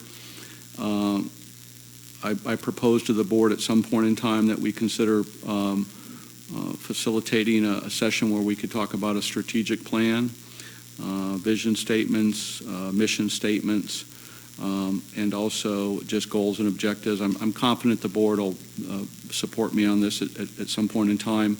And the strategic plan really could be, we could do it amongst ourselves. We could have a facilitator come in. We could have all the department managers come in. I think that would be a good idea. But at some point in time, I think it would be helpful if we had a kind of a roadmap to where we want to go. All the other department managers' reports are included. The engineers report, facilities and resources, water, wastewater, and administration, along with fire department, all the reports. Very detailed reports on everything that's going on. I'd like to answer any questions, but we also have Carolyn Winfrey here, and she has a presentation as part of the general manager's report, also as part of the engineer's report on a water loss audit. And if whatever the board's pleasure is, if you have any questions regarding my report or any of the other managers' reports, I'd be more than happy to answer them for you. And then if you would like, maybe Carolyn could give her presentation. However order you want to do it, I'm here to answer any questions. Well, I have a couple of public comment slips. And but I do have a couple of questions before we have Carolyn do her presentation, and I'd like to allow for her presentation first in case somebody would like to comment on it. So the first question is, I see that we have new LED lights in the chandeliers. Can we possibly think about changing the other lighting to something other than fluorescent and having an alternate lighting source in this building? The fluorescent were probably put in partially to code and partially because the cost is less than electric, but with LEDs being, can we just kind of look into what that might entail? It might be too big of a project to do, but it seems like, It's a little overkill, isn't it? well, the fluorescent lights aren't good for anybody, really, and we sit in here for hours. I can't imagine what it must be like if people are in here even longer, so. Absolutely, and we'll look at maybe some dimmers or rheostats, or just maybe taking them out altogether, and putting something that's a little more energy efficient too. You know. And not, I don't want to be micromanaging or getting into the weeds too much here, but I'm on page 9 there was a major project completed with DeChance Construction. This is number 1 underwater. And it says all 5 services reconnected to the new pipeline were upgraded to 1-inch diameter. So did they get new meters to account for that additional, because doesn't that mean that they should have a different? It's my understanding that you can modify the existing meters to make them work, but this was a major project because, and I'll ask Jason on that. I'm just not sure. I was just curious if it changes the billing. This was an old steel pipe, and I asked Jason to have the contractor cut out a section of it. And there's nothing better than looking at an old piece of pipe with a bunch of what they call wraparounds on it every time there's a leak to kind of tell a story, if you will. So they went in there and they replaced all of this with brand new pipe, and it was beyond the capability of our water department, so we contracted it out, and but I'll check on to see if the meters were replaced too. Yeah, I just want to make sure that we're billing them because I think I remember from the rates the last time that if it's a commercial meter, it kind of depends on this. I don't know, Director Berenger, do you remember that from the last rates, that the commercial was based on the size of the pipe? Yes, but there's also silent in that is that residences normally only have a 3/4 inch Right. pipe, but now they have a 1-inch pipe because the fire department wants to be able to supply water for their sprinklers. So do we Right. change their billing? I don't think so. Okay. And I think the meters that we have are all 1-inch meters, and we're delivering 3/4 to it, and now we're delivering 1-inch, but the meter still reads properly at 1-inch. So that's all I know. I don't know. I'm guessing. Just want to make sure that we're on the right track there. I think, potable water to the dog park? If you look at the EIR that was originally generated, it prohibits that, unfortunately. But we have met with the dog park people, and they're receptive to the idea of getting water at our facility right there. We'll make it accessible to them, and then we'll also, what Carlos and I came up with is design a couple tables out there, and then the 5-gallon buckets for them and stuff. Ideally, we would love to have potable water out there, but at this point in time, it could be a point of contention and not consistent with the EIR. Our biggest concern is that we were really going to cause a rift between the CCSD and the dog park folks. We didn't want to do that. And I want to compliment Carlos on handling it in a manner that I think appeased everybody and is true to the language of the EIR. So. Well, we don't have potable water service at the old dog park, do we? No, we don't. We do have a main line that runs right through there, and what we originally wanted to do was tap into that to do a hot tap and provide them with potable water. But then there was some dialogue between the county, the people that came out and inspected, FFRP, and CCSD staff. And again, ideally, I would have loved to see water out there, but I think we've reached a solution that makes everybody can live with. When they opened the original dog park, now the old dog park, we walked our dogs from the rodeo grounds across what was then the new bridge over to the dog park, and I was thinking that it would be nice to have a reversal of that. Maybe people can walk their dogs from the old dog park to the new dog park. I mean, it's just a thought. I'm not involved with the dog park because both my dogs have passed since. But if a ribbon cutting ceremony could happen, hopefully before it rains too much, I think that would be a good thing to do. Be a fun thing. Yeah, I think it would be a great thing. I mean, it's one of my favorite memories of the And dog park. it turned out better than I think anybody really expected it to. We've had nothing but positive comments about it. I really appreciate the board supporting that, $330,000 project. It's turned out really good. It's going to take a while to get that field. That field was sprayed. It was hydro-seeded. If you'll look at it, it's almost like a cotton material, if you will. That has seedlings in it. When it rains, it will sprout. And so we need to give that field time to establish itself with grass, and it will do that. So great. So as long as we're in dialogue with the dog park folks, so we can have something for the ribbon cutting. That's All right. I think we can have the presentation, and then we'll have the public comment. Oh, sorry, Director Farmer. I'm sorry. I just want to ask a couple of questions of the General Manager's report. Excuse me. I'm sorry. I didn't see your light. So. It's all right. Sometimes I'm not as lit up as I'd like to be. So one of the trying to inject a little humor. I just want to mention the fact that the General Manager did mention that we didn't anticipate using the emergency water facility for several months.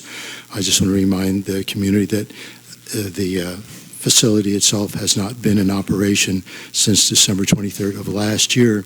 Yeah, we do spend considerable amount of time and ratepayers' funds on this facility. And we spent 24 hours, if I'm not mistaken, of staff time last month with regard to the facility. We have excellent staff, but they are having to spend time out there. I do want to ask on page 4, and you might have alluded to this in your report, and I just kind of passed by my ears, soliciting, down at the bottom, soliciting the assistance of a professional who has public sector experience in facilitating a district-wide strategic plan for the CCSD, and this would include the board of directors working in unison with district managers and so forth. And this would be, establishing a mission statement, a vision statement for the district, clear and concise goals and objectives.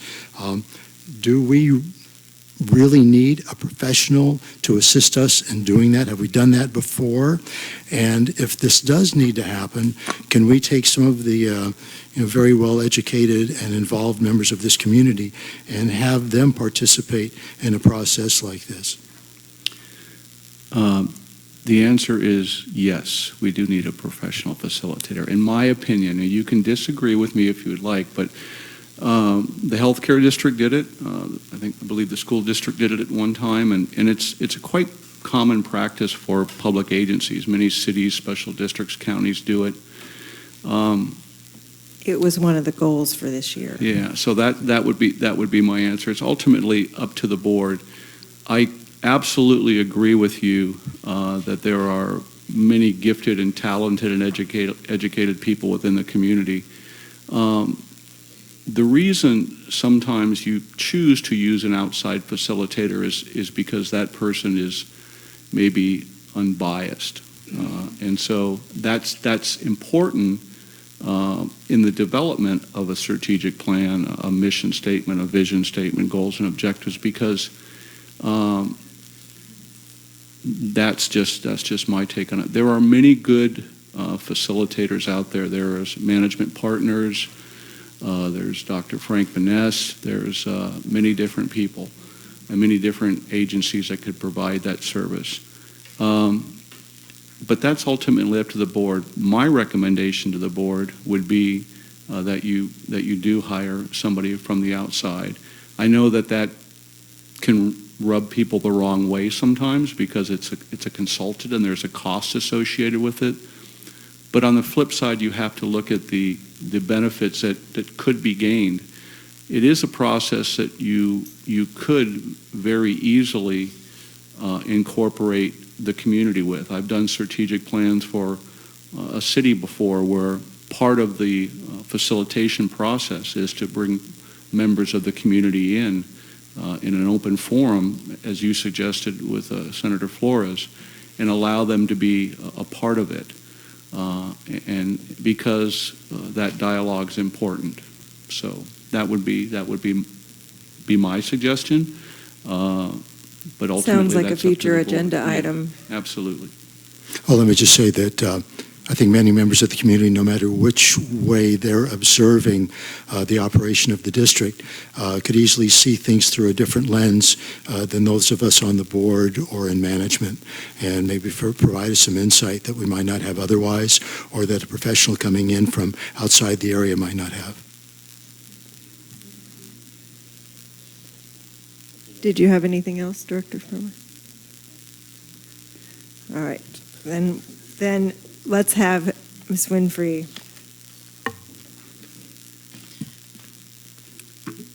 Thank you.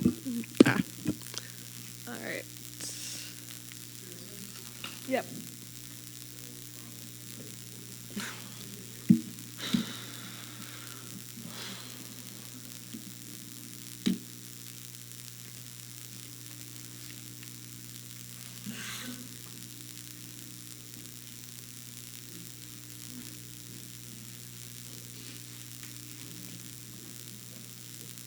There we go. All right. Thank you, members of the board. So this is the presentation for the 2016 calendar year water loss audit.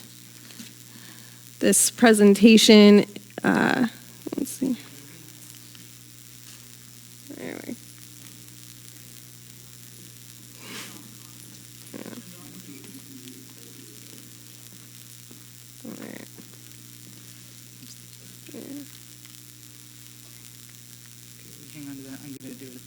Okay. Technical difficulties follow me all week.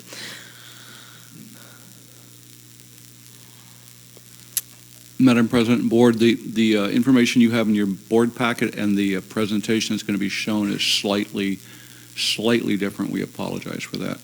We made some last minute changes. All right, so the 2016 calendar year water loss audit was in compliance with California Senate Bill number 555. This requires urban retail water suppliers to submit validated water loss audit annually to the California Department of Water Resources. This began on October 1st of this year and continues every year, October 1st.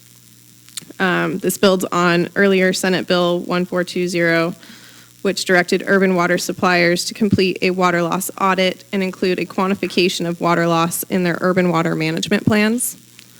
Water Loss Technical Assistance Program, otherwise known as Water Loss TAP, was administered by the California-Nevada section of American Water Works Association, AWWA, and funded by the state of California, provided water loss audit training in 2016 and 2017 to key CCSD staff. The water loss audit was due to DWR on October 1st of this year. It's due every year thereafter. We submitted ours on September 29th. Now, getting this approved allows the CCSD to qualify for future grant funding, and it also leads to a broader view of conservation efforts and provides insights for improving operations and reducing lost revenue. The process followed by CCSD staff, we attended 4 training classes. Some of those were online. One of them was hosted in Santa Maria. This process followed the AWWA spreadsheet model, which is that figure that is very hard to see, but is posted on our website under the Water Department tab. Key findings from our water loss audit include we had 432 acre feet per year of authorized consumption. Water losses equated to 65.884 acre feet per year. Our real losses, those are the ones that go through the system, such as leaks. That was 63.624 acre feet this year, so for a total of non-revenue water of 92.063 acre feet. Go back. Sorry. So one thing I want to add for those individuals that want to look at this water report on our website, this water report itemizes our water supplied, our authorized consumption, our water losses, as well as the score that we received. Okay. The water loss audit findings for 2016 compared to 2015. I do want to make one correction. For 2015, the numbers were rounded, so although those numbers don't equate up to 467, they go to 468. That is pretty accurate. For 2016, we had a total production of 498 acre feet. Authorized consumption, so that would be your billed metered, unbilled metered internal use. That was 432.1. So we had a loss of 65.9 acre feet, or 13.2%. The water losses, those can include unauthorized consumption, estimated at 0.25%. Systematic data handling errors, also estimated at 0.25%, and our real losses at 63.624 acre feet. Our water loss balance categories. This is how AWWA separates the different water usage.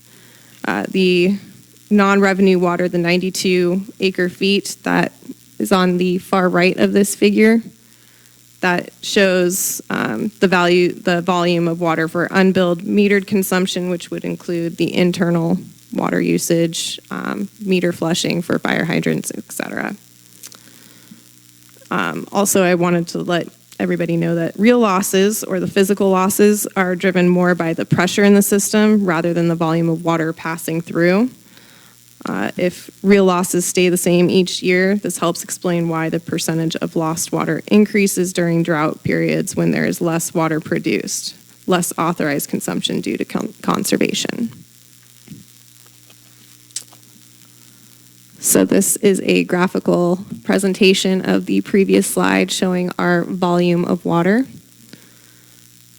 Out of the 92 acre feet, approximately 25% of that was unbilled metered, otherwise known as our internal authorization. The real losses, it's about 63 acre feet.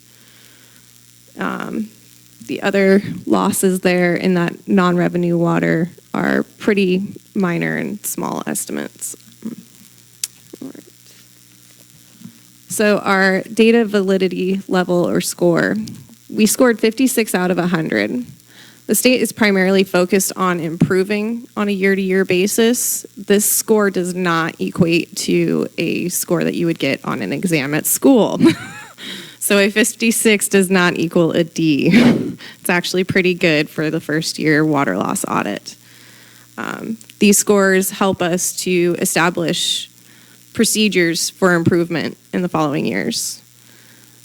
As a level 3 for 56, which is between 51 and 70 out of 100, the recommended improvements include revised policies for data collection, establishing ongoing mechanisms for customer meter accuracy testing, active leakage control and infrastructure monitoring, assembling economic business case for long-term needs based upon improved data becoming available through the water audit process, establish long-term apparent and real loss reduction goals over a 10-year horizon, preliminary comparisons that can begin to rely upon infrastructure leakage index for performance comparisons for real losses.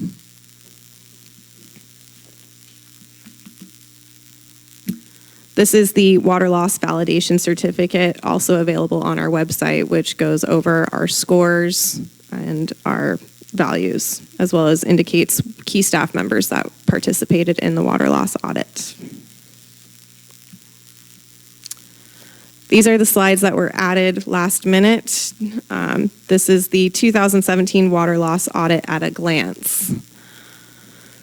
We've been going over our billing periods every month, making sure that the water produced and the water that we bill for makes sense, and that we're not seeing extreme large losses. Unfortunately, we did in March, April, May, and June. On June 25th, we had a leak in the water main behind Bluebird Inn. That accounted for the majority of the water loss in March, April, May, June billing periods. On July 7th, that temporary bypass around the leak went into operation, and the water loss dropped by 24.5% from the May, June billing periods to the July, August billing periods, which went back down to the 14%. The 2016 water loss audit showed 13.2%. Our most recent loss calculations reflect less water being produced than metered usage. How is that possible? The staff suspects that production meter at well SS3 was affected by maintenance of the turbidity meter, chlorine analyzer, and backwash meter on October 25th. On our next slide, this is our water versus wastewater daily flows. It's a little bit difficult to see, but around October 25th, that's when our water flows dropped below our wastewater, which is not normal. So that is when the water department staff decided to stop running SS3, and we are now getting that meter checked next week.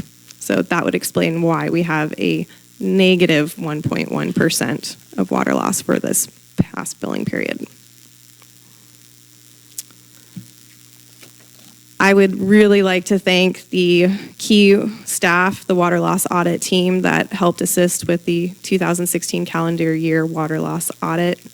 Bob Gressens, the district engineer, whose institutional knowledge just cannot be surpassed. Patrick O'Reilly, thank you for answering all of my finance questions, because I'm not an accountant. Jason Buell, whose knowledge of the infrastructure as well as just day-to-day operations is unsurpassed, and all of his staff has been excellent in getting data for me, answering questions, helping me to understand how the water distribution system works. And then, of course, Stephanie Salvi. We really could not do this without her. Her utility billing data is extremely organized and easy to understand, and she's able to hold my hand while I'm staring at bills going, what is this? I work with science. This is not science to me. But so thank you very much to my water loss audit team and, of course, the California Nevada AWWA TAP program. Thank you, Ms. Winfried. I do have a few requests to speak. Are there any board members' questions? Okay. First up would be Elizabeth Bettenhausen, followed by Tina Dickinson.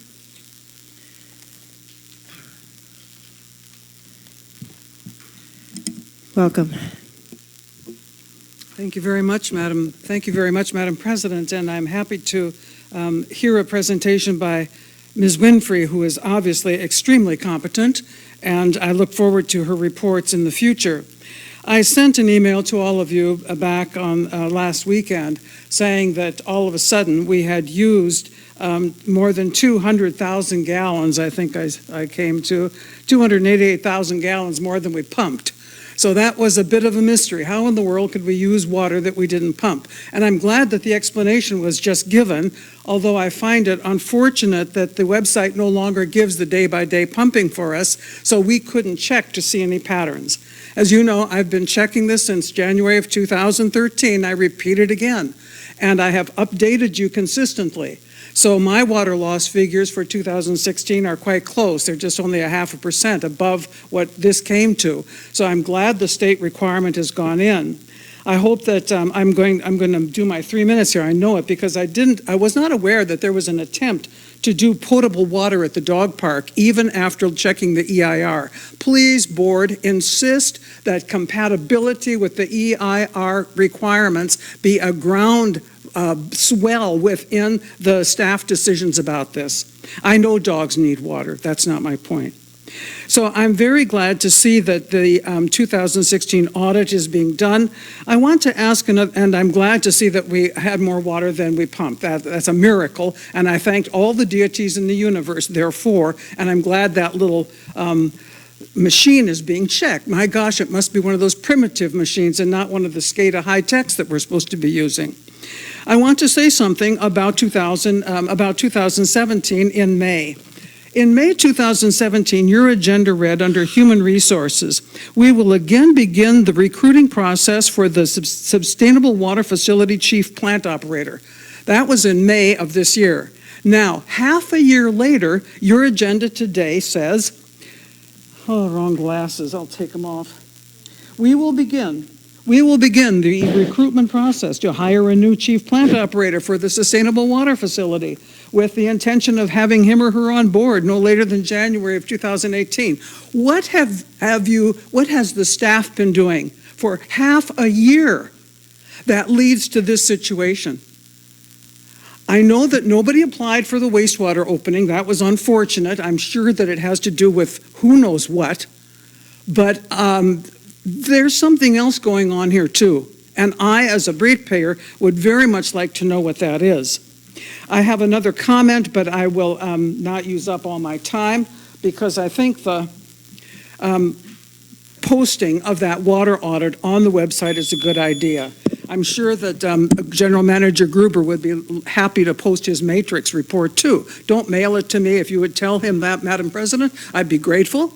Don't mail it to me, just post it so everybody can see it. Thank you very much for letting me have 13 and a half more seconds. You're welcome. Ms. Dickinson? Madam President, can I answer that? Yes. The decision to not hire the Sustainable Water Facility operator was really a twofold decision. First, operational, as we continue to monitor the water availability of water in the community. And then second of all, financial. We created a budget for 17-18 that allocated that position starting in January of fiscal year 17-18. And every month that we go by without hiring that person, we have the job description completed now. We're ready to float it. If we're not going to run the system this year, we want to hold off as long as possible. So it's really a financial decision more than anything else. So thank you. Thank you. Thank you. Okay. Ms. Dickinson? Thank you. In addressing the general manager's report overall, I really have to question good management practice or practices when so much of what the CCSD has been dealing with for a very long time is based upon emergency. We were told back in 2013 that we had an emergency, and on January 30th, 2014, that was being addressed by a very expensive project that was brought forth and was approved, and ratepayers, at least some of them, voted for the loan. Everything since, so we're talking 3 years now since the project has been built. Everything has been an emergency. There still is no CDP 3 years after it's been built. There was never an EIR or CEQA.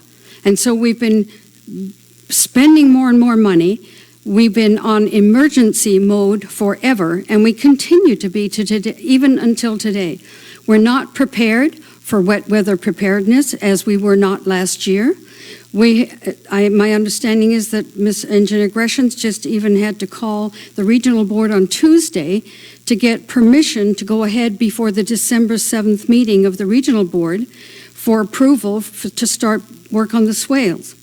So where have we been since January when we had this incredible amount of flooding and we weren't prepared for any of it, to November, and we're still not very prepared?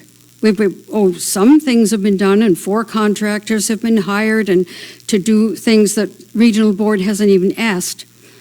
I am beyond dismayed with how this town is being run.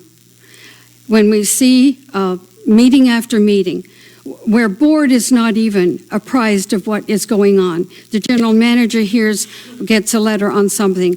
that is not shared with the board. Is the board now up to date with the fact that there will be an audit on the Prop 84 funding that we received? Are you all aware of that now? I'm just, how is this place being run? I see it as being about as dismal as it can get.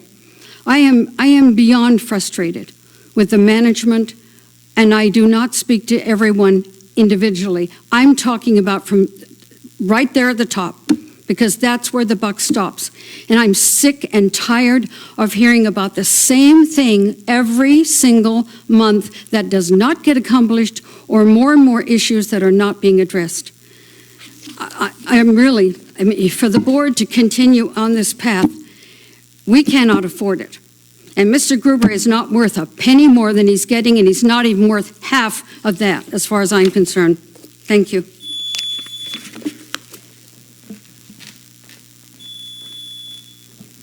Thank you. I think we are, unless we have any response to that, we've got the board member reports and liaison reports, ad hoc committees.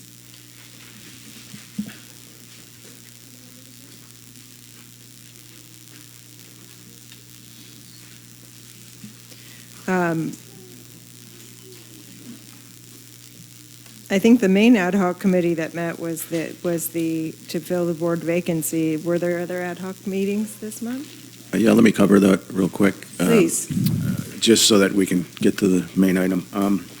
I did attend the pros committee meeting, and yeah, they're anxious to get a ribbon cutting ceremony and start moving over there. There's a group of people that are ready to do that, and their suggestion was that we do it as soon as possible so that we don't get into the wet weather. And I think that if the board president feels comfortable about naming something before we wait until December, I would suggest that we come up with something, put it in the paper, get the dog people to move, and that's just one of the things. They're excited about everything being ready to roll. I also attended the NCAC yesterday. One of the things that came up, we had a long sheriff's report. There was a lot of issues regarding the homeless. They thanked Carlos for doing all of the work that he has done. Carlos probably sees more,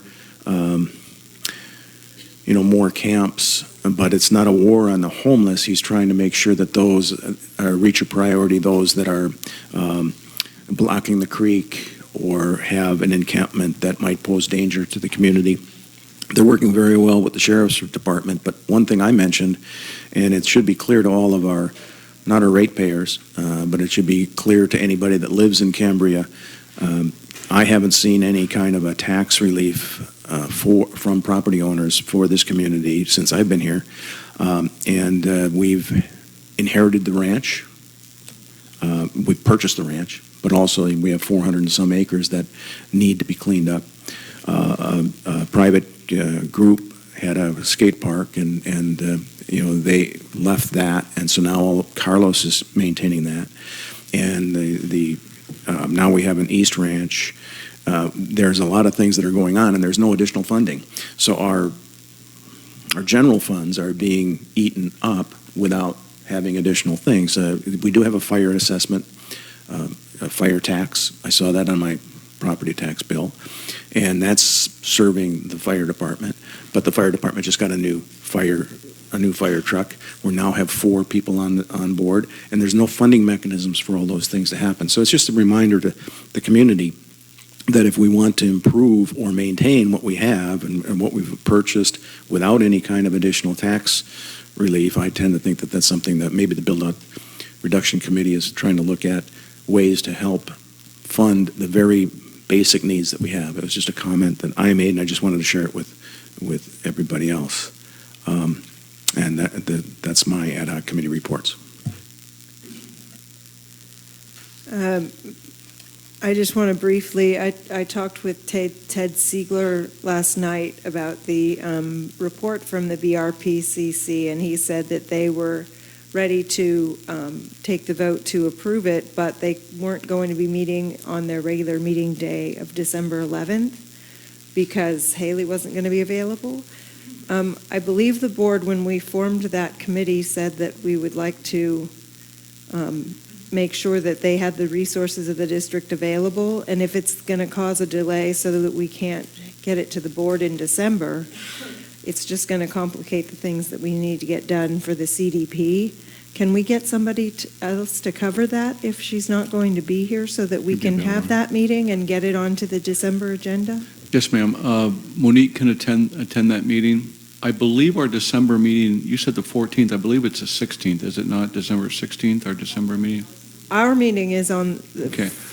on the 14th. So if they yeah. approve it, would be Monday. that's only a few days before the Right, it would meeting. be the However, Monday. if the board's receptive to us green sheeting it and just agendizing it for the December meeting and then distributing it once the decision is made by them, then I don't see a problem with that at all. If you're okay with that, it is.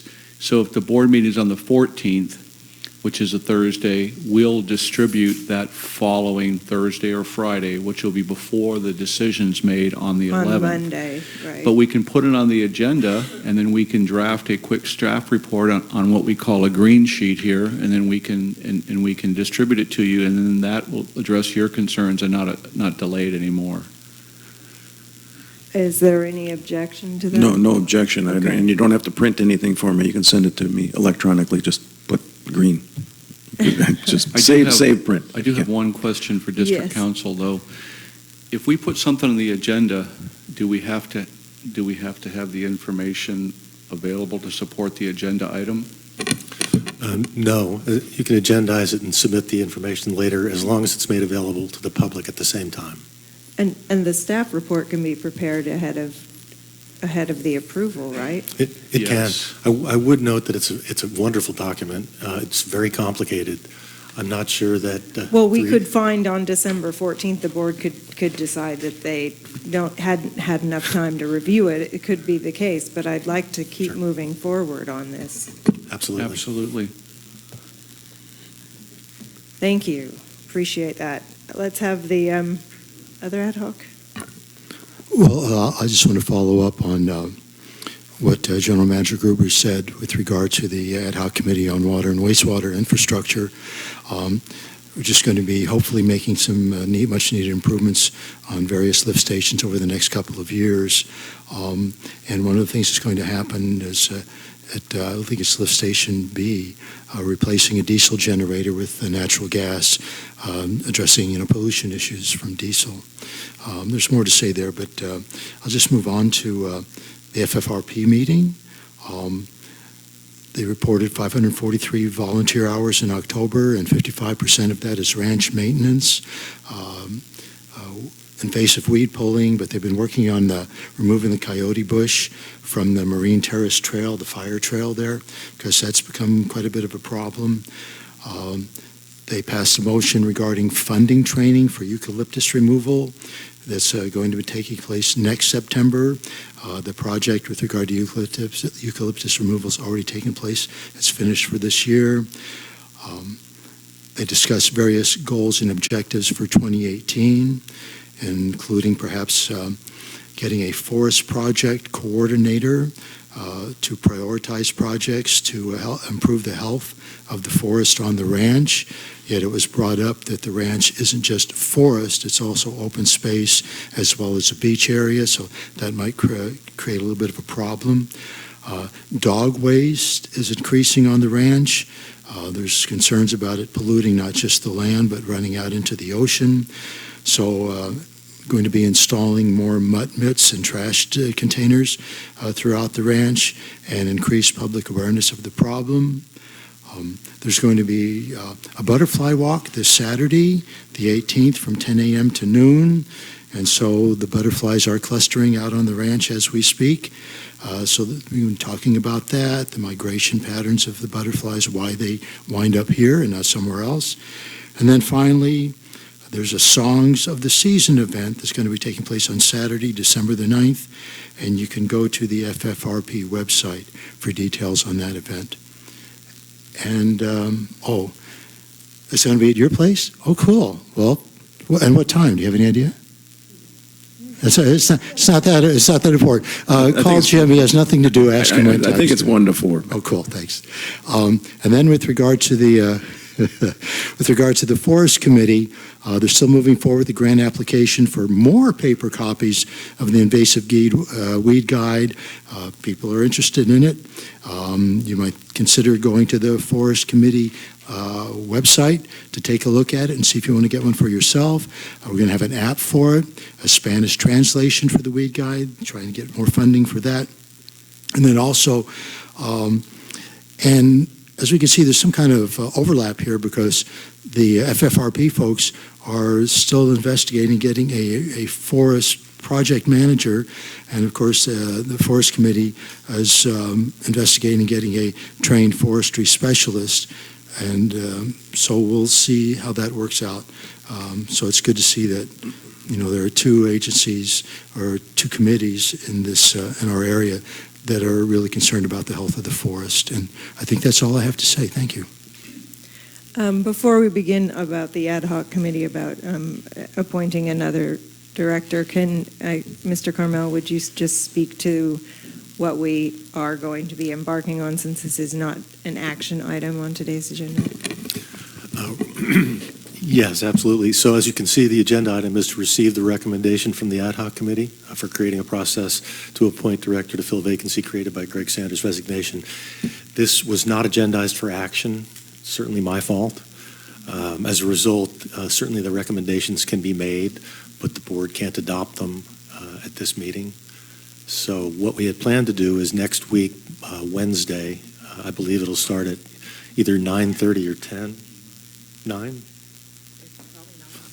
Sometime in the morning, probably as early as 9 o'clock. That will be an agenda item, and we may have a closed session agenda item as well. And my apologies. Yes. Yes. All right. That said, Director Wharton. Well, I just want to thank Director Behringer for providing a succinct prose report. I was there as well. One thing that was left out, and this might open up another little bit of can of worms, but I think it will need to be talked about, is the skate park. Since there's no immediate action going to be taken on that surplus piece of property, several community members have talked to me as, what does surplus mean? It's not generating any revenue right now, so obviously in that sense it could be surplus, but it is providing service for the kids and the parents. In that sense, it is not surplus. So do we need to define on our list of surplus properties what is in fact surplus? Are we able to get a list of surplus items that we can, in fact, say this one serves a purpose this way, this one doesn't, this one is truly could be up for sale? How do we go about getting a list of properties that the CCSD owns that we wish to get rid of? We've generated it, Monique and I, and I'm in the process of reviewing it. I know we've sent it to President Rice. We'll make a note to make sure we send it to all the board members, and it's a pretty good sized list, but it does have some coding on that will be helpful, especially relating to open space and lots that have been part of the acquisition process from the San Luis Obispo County Land Conservancy and things like that. So it's not just a bunch of APN numbers. There's actually, I was surprised, there's some pretty good definitions in there, if you will. So I'll have Monique send that to the rest of the board, or have President Rice, whatever she prefers. But it's a good starting point, I think. I think that is staff continuing to look at the having the 3 properties appraised as the motion that was passed? I think in September. Was that in September or October? I haven't reached out to an appraiser yet, but if you want those appraised, I'll make sure I follow up on that too. Because that was part of the motion, Director Behringer. Yeah, I would think that I know there was a request or an email that came in that said we should appraise everything, and appraisals cost money. I don't think we should appraise. And I don't think we should appraise everything, and I think that maybe I don't even think it add much value even to appraise the skate park, frankly. But So I would recommend that we direct staff to make appraisals on only those properties that could be available for immediate sale. Is that something that would be the pleasure of the board? Did we actually declare the properties surplus, or did we just ask for the appraisals? Because I think the board has to declare them surplus before we could do anything. Mr. Carmel? No, you didn't declare them surplus, and actually you authorized us to get title reports, not appraisals. I think the idea was once you identified a property that was more likely than not the property you want to sell, then you'd get an appraisal, which would more or less be required to justify the sales price. Right. We're getting pretty far out there on this item, Right. though. Right, and Absolutely. it's the wrong item, but But I wanted to make sure that we could reassure Director Wharton that this property is not, It's not surplus. we're not just about to make it gone. We're using the term It's not going very away. loosely. okay. But as long as Members of the community are. we're not going down this path very much. I know you're going to try and keep me from doing this, but I think that with all the things that are on the plate of the general manager and this board, is that the consideration for sale of additional properties should be considered as the new year begins, as opposed to putting So extra kind of effort more on the end. back-burner- Right. back That's burner my kind of- suggestion, and the president can determine I that. think direction to staff in that vicinity, as long as that's agreeable. And I'm not seeing any shaking of heads. So you can back burner the properties, the surplus properties issue. I'm still gonna spend some time, if you don't mind, just going over that and familiarizing myself with those APN numbers and those lots. And Familiarize away. Okay, all right, thank you. Thank you, Director Wharton. All right, committee report now. I hope Director Wharton doesn't mind. I'm going to take the initiative here. And first, let me say that Director Wharton and I got together and I think had a very productive discussion of how the process should move forward. But we have some minor and some major disagreements. And so I'm going to basically, present what I've come up with, and then Director Wharton will present his, and then at some point the board will determine, which makes the most sense, I guess. So first, I want to ask the legal counsel, since we had this slight snafu here, and we're going to be meeting on the 22nd, we won't therefore be able to put out make applications available for members of the community, right? Until that date? Yeah, I mean, if that's the direction, that doesn't require a formal action. No, I understand that, but it's not as if, we were hoping we'd get an approval of the process and then people could start getting an application tomorrow, but that's not what's going to be happening. So we have to wait those 15 days after November 22nd, correct? No, it's only 15 days after you post the notice of vacancy. So if staff's directed to post, we'd post today, tomorrow, and the 15 days would run from today. Okay, cool. I think, Vice President Farmer, that we were pretty much in agreement on the application, minus a tweak or two. I think that we could possibly work and get through it tonight and have an application. That would be my goal. Cool. I do want to say one thing, because I heard some comments when the application, was distributed last time to fill Mike Thompson's position, and some people in the community said, well, this application, it's kind of lame here and there.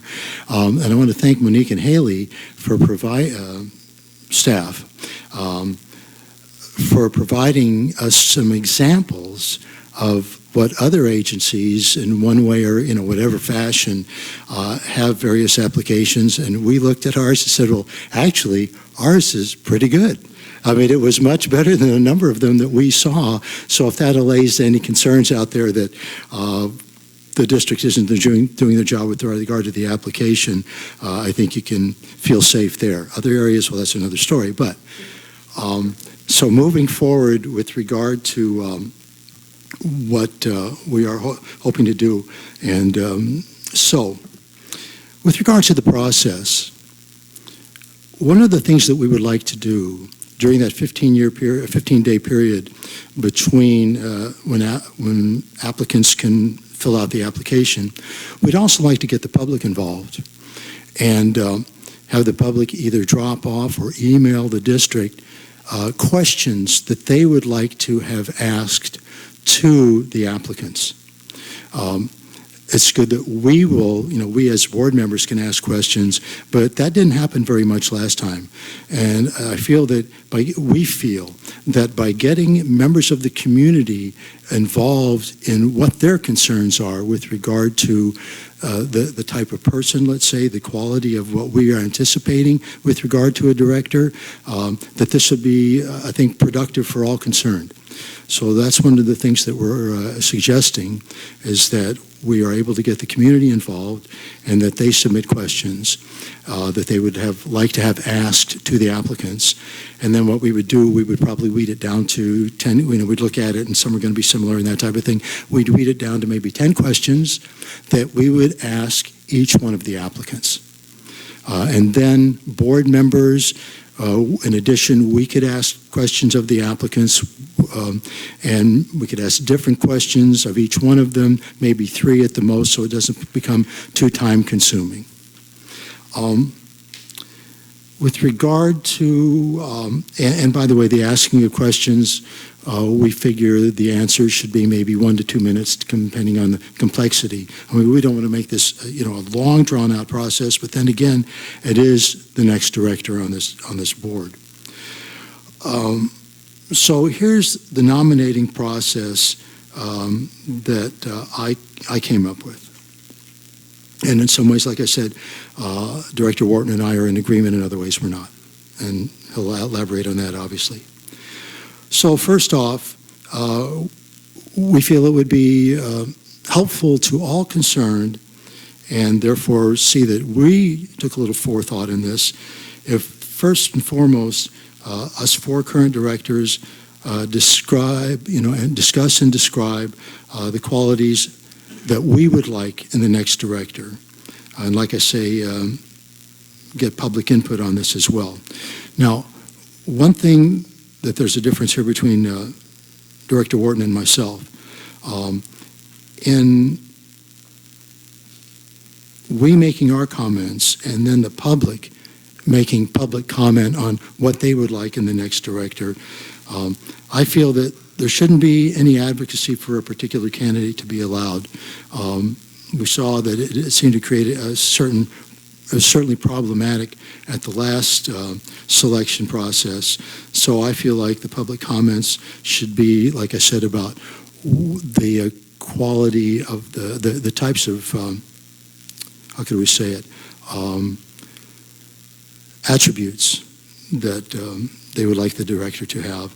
And these public comments should be about 2 minutes. Now what we're intending to do is, however applicants we have, and hopefully it won't be any more than maybe 10 or a dozen, we're going to take a side room to where all the applicants will be. Well, first off, each of the applicants will draw a number, random number, that will determine who presents first, who presents last. What happened last time was that all the applicants were here in the room, they heard what everybody else had to say. This time what we're intending to do is that the applicants will be in the room next door so that none of the applicants can hear what the other person is saying, how they're answering and how they're describing themselves, how they're answering the questions that are posed to them. We feel this will be much more effective and efficient in having a clear assessment of each applicant. They'll present, why they feel they're the most qualified candidate. That'll take about 3 minutes, and then they will answer the questions posed by the public, and their answers will be maybe 1 to 2 minutes. And then we ask questions of them as well. And this is what I've come up with regard to choosing the candidate. And I know I wrote something down here. I'm sorry, if I may interrupt you just for a second? Sure. Before you move on to the selecting. So you're saying each interviewee would be brought in one at a time. They would give an intro question from the public or questions from the board? They would give their presentation, and then we would ask them Then the board- questions that had been submitted by the Okay. public. Thank you. Yeah. Thank you. You're welcome. Go ahead. Okay. And I know I had some other information here, and it seems, if you just indulge me, please. Thank you. So here's the process that I've come up with regard to electing the new director. And it's something that is called ranked choice voting. And ranked choice voting has been around since the late 1800s. It's been used internationally in countries such as Australia and New Zealand, Canada, Hong Kong, India, the Czech Republic. It's been used in various states here in Maine, Massachusetts, Minneapolis, Minnesota, here in California, in Alameda County, in San Francisco, and Oakland. And it's also been used to choose the mayor in Burlington, Vermont, as well as the president of Ireland. So there's some credibility to this particular process. So this is how I've kind of divined it as to how it could be useful for our process here. So after we hear from all of the applicants, each of us board members will have a piece of paper with 5 names that we can write down, numbers 1 through 5. And we write down the person that we would feel would be the best director for the needs of this community, for the needs of this board, and the person we feel would be the best, each of us would write that name down. And then the person that we feel was the next most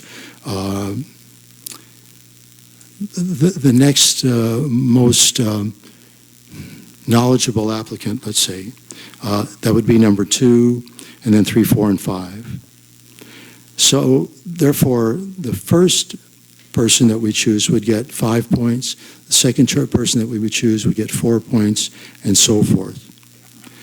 And then what we would do is we would add those points up and see between the 4 of us which person got the most points, the most votes, and that would be the new director.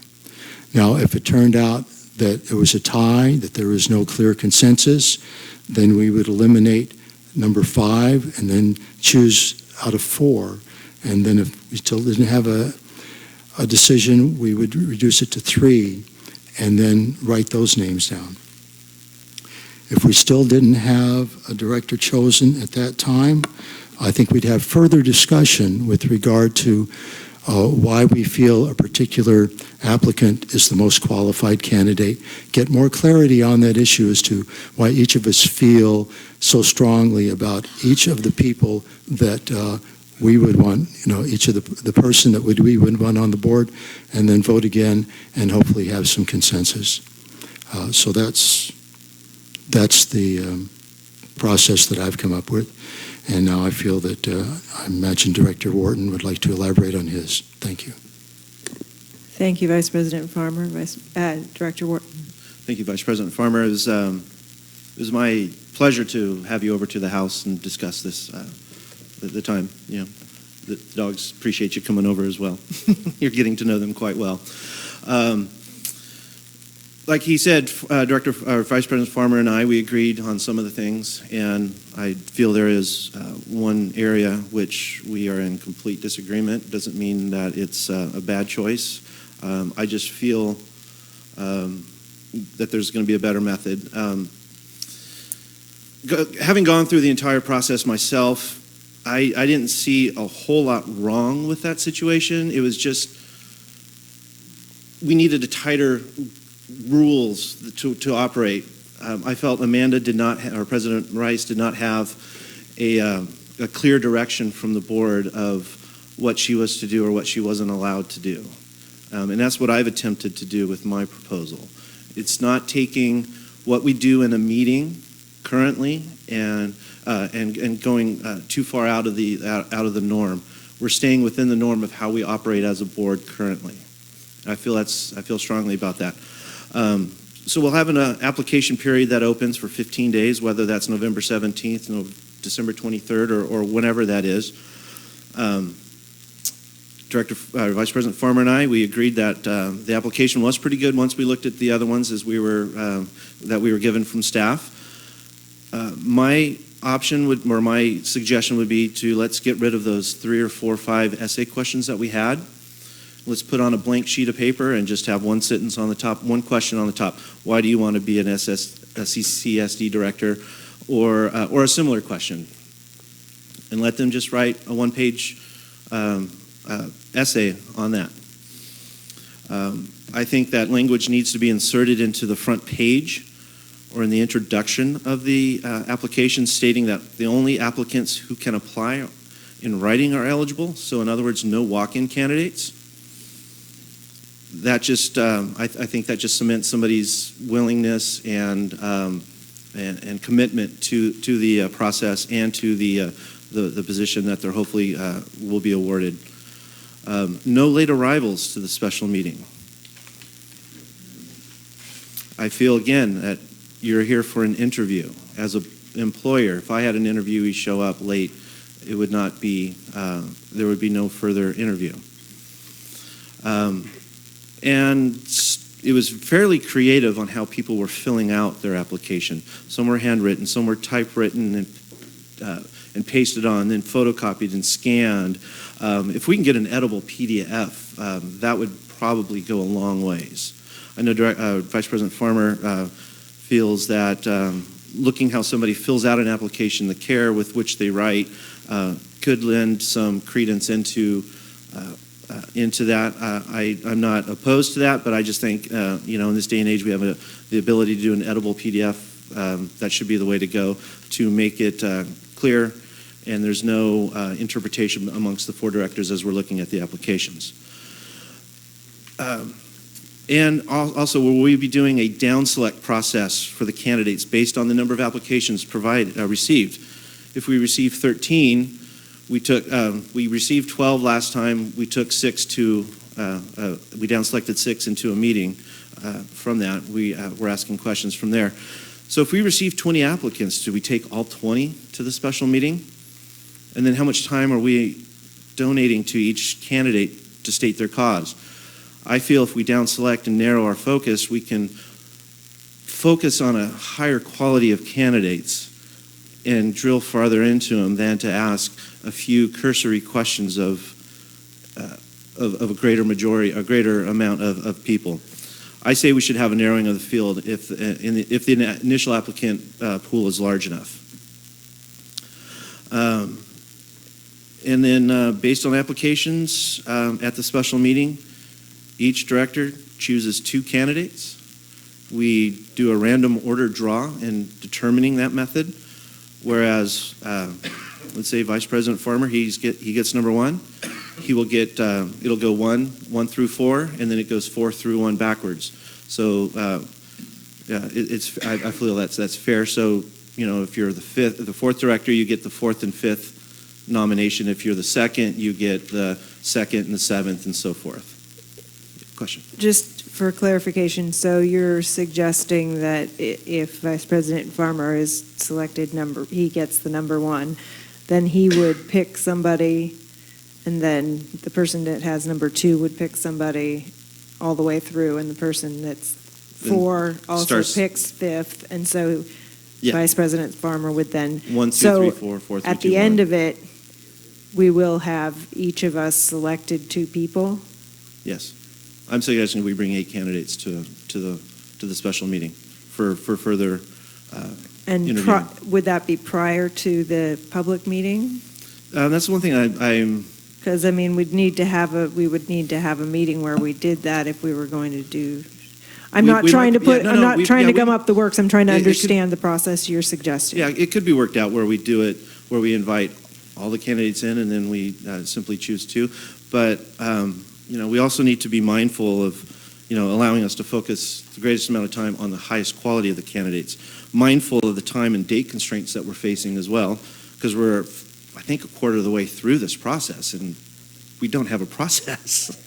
And also allow for some community input. That's my focus when we were putting this together.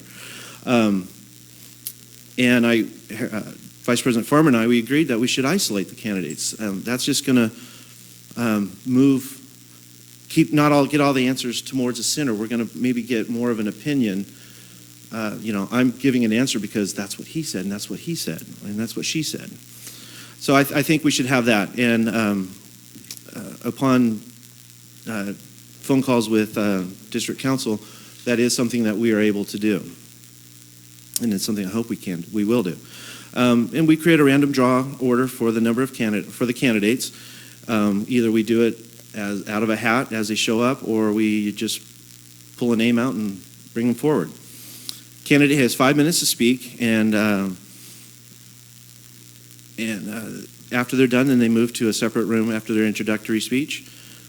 After all the candidates have spoken, then we allow public comment time. 30 minutes max. I believe we can limit the amount of time up front. If we have 10 slips, 3 minutes each, then we're going to fit within that time frame. If we have 12, then maybe President Rice, you could allow those 2 to speak so we can get everybody in. But if we have 100 slips, then that's going to take the whole meeting just to hear public comment, and we might need to make some sort of process for that as well. I feel that not only should the public be able to speak about the qualities, values, and priorities they are looking for, they should also speak in advocacy of the candidate. I feel what's being put forth should be also known as the Wharton Rule. I did not go out and solicit a number of people to come and speak for me. I had a number of people come up and ask what they could do to support me. I said, you can come speak at the meeting, or you can write an email. I was surprised as anybody as the number of people that came out and spoke. I think if we were searching for a candidate, we'd want the public to have to weigh in on who they advocate for that as well. Public comment may only address the board as a whole or the board president. I feel that is something that we do normally as well. And then we create a random order draw for the directors to nominate a candidate out of the final 8 that we have. And then this is where I break rank from Vice President Farmer with his ranked choice voting. First off, let me just say that I feel that's going to invite a situation in which 2 board members or even 1 board member could have the point total for their candidate that actually chooses, and that is not a majority from the vote. And also the board must act and record any aye or nay votes. With ranked choice voting, we're not doing that. So there was no voting. It's not saying it's a secret ballot or there's going to be shenanigans or anything going on, but we need to say aye or nay for each candidate. So then we get to nominating a candidate. We receive a second, further discussion, as we do any normal item. Then we vote. 3 votes to confirm. So we can bring a candidate in if Jane Doe receives a nomination and a second, and we bring her out for some further discussion, and we can drill down into her. We can have up to 2 questions per board member, not just encompassing the SWF and the water issues, but the finances, and hopefully the questions will encompass the CCSD as an entirety and not just 1 or 2 topics. And then that process continues until each director has made 2 nominations. A candidate may get a second nomination. So if, Director Behringer he nominated Peter Chaldecott twice. If he wants to do that with his 2 nominations, then I think he should be able to do that if that's how he chooses to exercise his vote. Meeting may be extended by a unanimous vote, or move to a date certain if we're still stuck at a 2-2 vote. And if no decision by the second special meeting, then we just refer to the Board of Supervisors. So I think with my process, it doesn't take what we do too far, what we normally do as a board right now and what we've done in the past, too far out of the norm. It keeps us with the precedent that we've been setting at our meetings every month. We're going to allow a greater time to focus on our candidates, which I feel is important. I don't want to just get 1 or 2 minutes per candidate. And it's mindful of the time and date constraints that we're fast coming upon with the holidays and everything. We have until December 30th. 31st. And we also allow for a greater amount of community input. I don't want to tell the public that they can't speak in favor of a candidate or not. What is the public doing when they come and they vote? They're speaking towards a candidate. So do you think that somebody could come up and speak against a candidate? It's their 3 minutes. As long as it's focused on the agenda item of this special meeting, which would be candidacies and nominations. Okay, so question on the nominating process.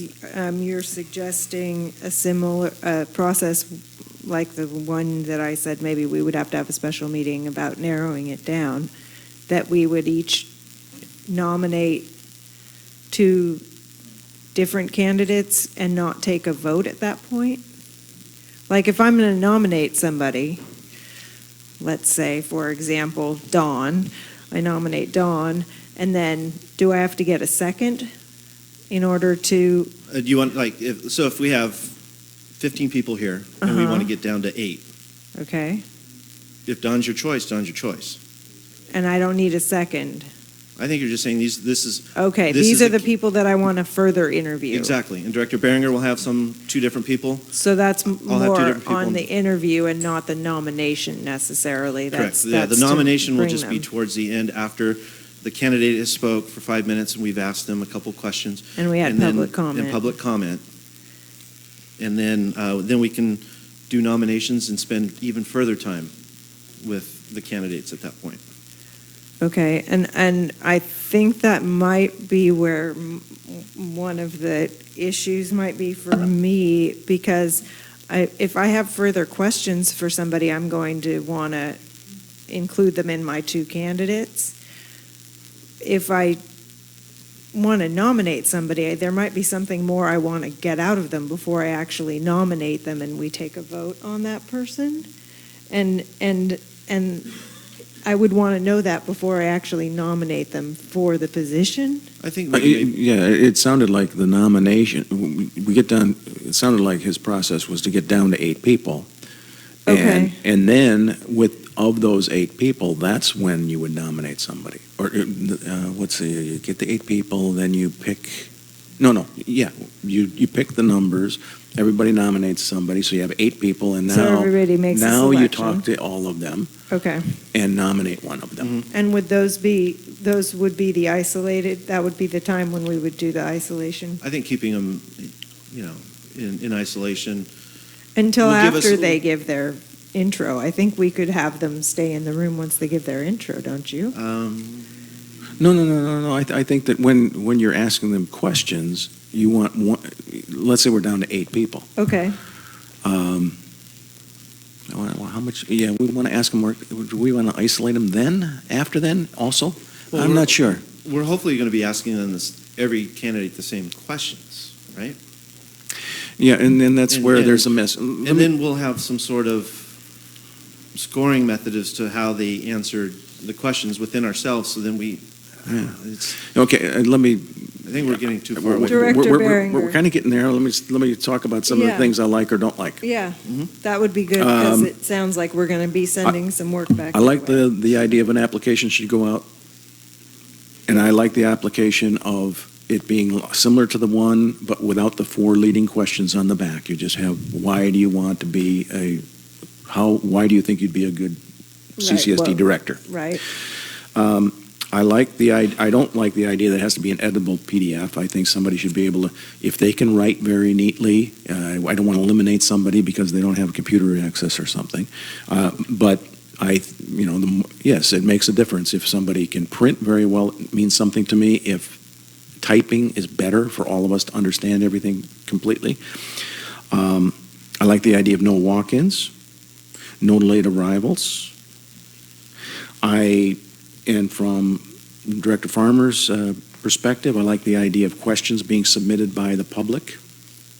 And However, those questions submitted by the public will probably have, I don't know, 30, let's say. I think we could probably, there's going to be a lot of multiple ones or cover the same thing. So rather than reading exactly what citizen A asked, we can condense it down to, I'd like to say, 3 questions that are from the public that we take. Once we know those 3 questions from the public, each of us would come up with 2 additional questions.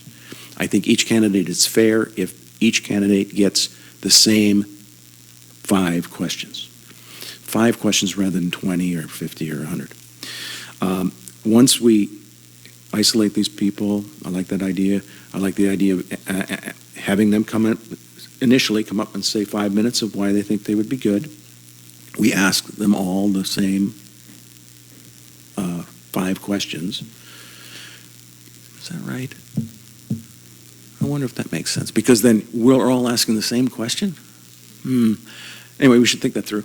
But I'd ask the same 2 questions for my candidates, and after a while, everybody else is going to know what my 2 questions are. Now we get down to now we do a reverse drawing. I like the idea of everybody getting a chance to have 2 candidates that are in the small pool. Maybe that is when the small pool is there, is that we isolate the people again and have the general public just make comments on the smaller pool rather than having people talk about the full 20. They're talking about 8. Hopefully we get 8 people. We should actually run them through a little mental test. But anyway, so are you signed up for that too? So yeah, me too. Yes. Anyway, and then we do similar to what we've done in the past. Somebody makes a nomination, it gets a second, we discuss, and without having more public comment or more discussion, we vote, and then we go until we get 3. Somebody has 3 votes, and they're appointed. So, what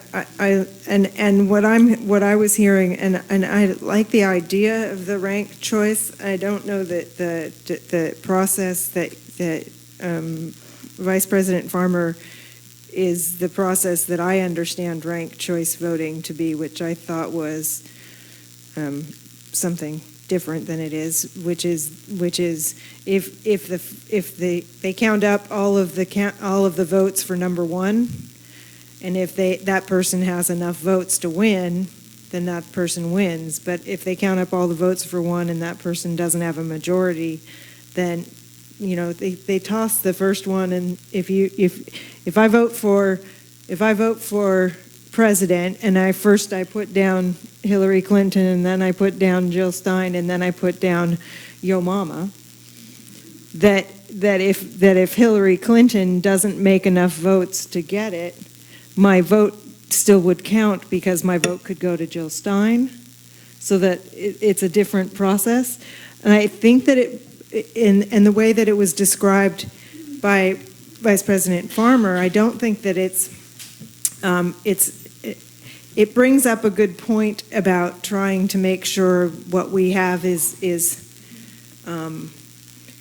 the best candidates, but I kind of think that it also could cause some additional problems in terms of trying to figure out how we're going to.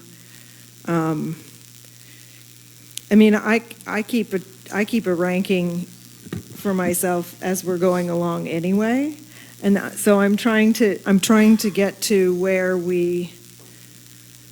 maybe we'll have 3 candidates apply.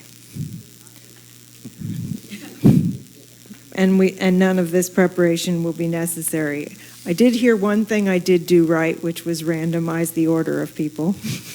So at least there's one thing that went right last time. I think having the candidates 5 minutes in the bigger scheme of things doesn't seem like a lot. If we're going to give all of the candidates 5 minutes, and we're going to limit public comment to 30, I think we need to make the public comment not 3 minutes apiece. I think we need to hear from more people rather than just simply limiting it to the first, whichever ones. Is there a set time limit, a minimum time limit that we need?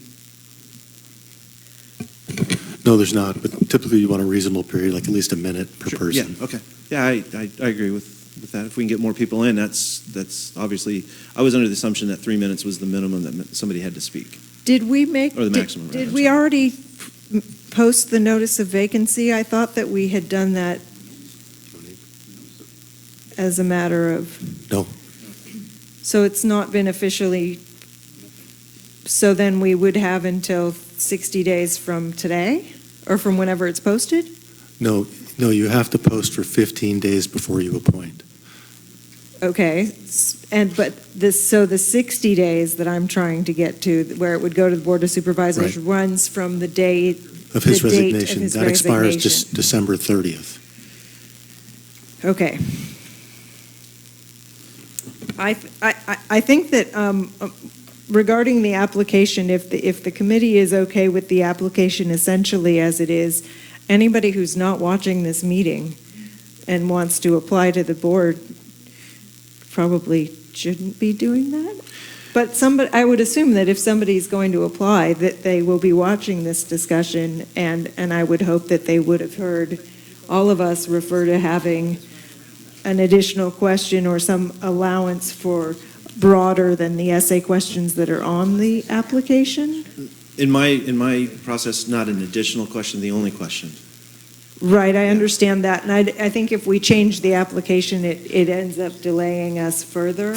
All it is what it would do, though, I think, and it's an important one, is the last time people filled out these 4 answers to 4 specific questions, and they were kind of contained, I felt, whereas if they were more free to open, and it also allows people to all reapply in a new format. In other words, they can, rather than saying, I have an application in a long time ago and I said my piece, it gives everybody an opportunity to have a clean slate.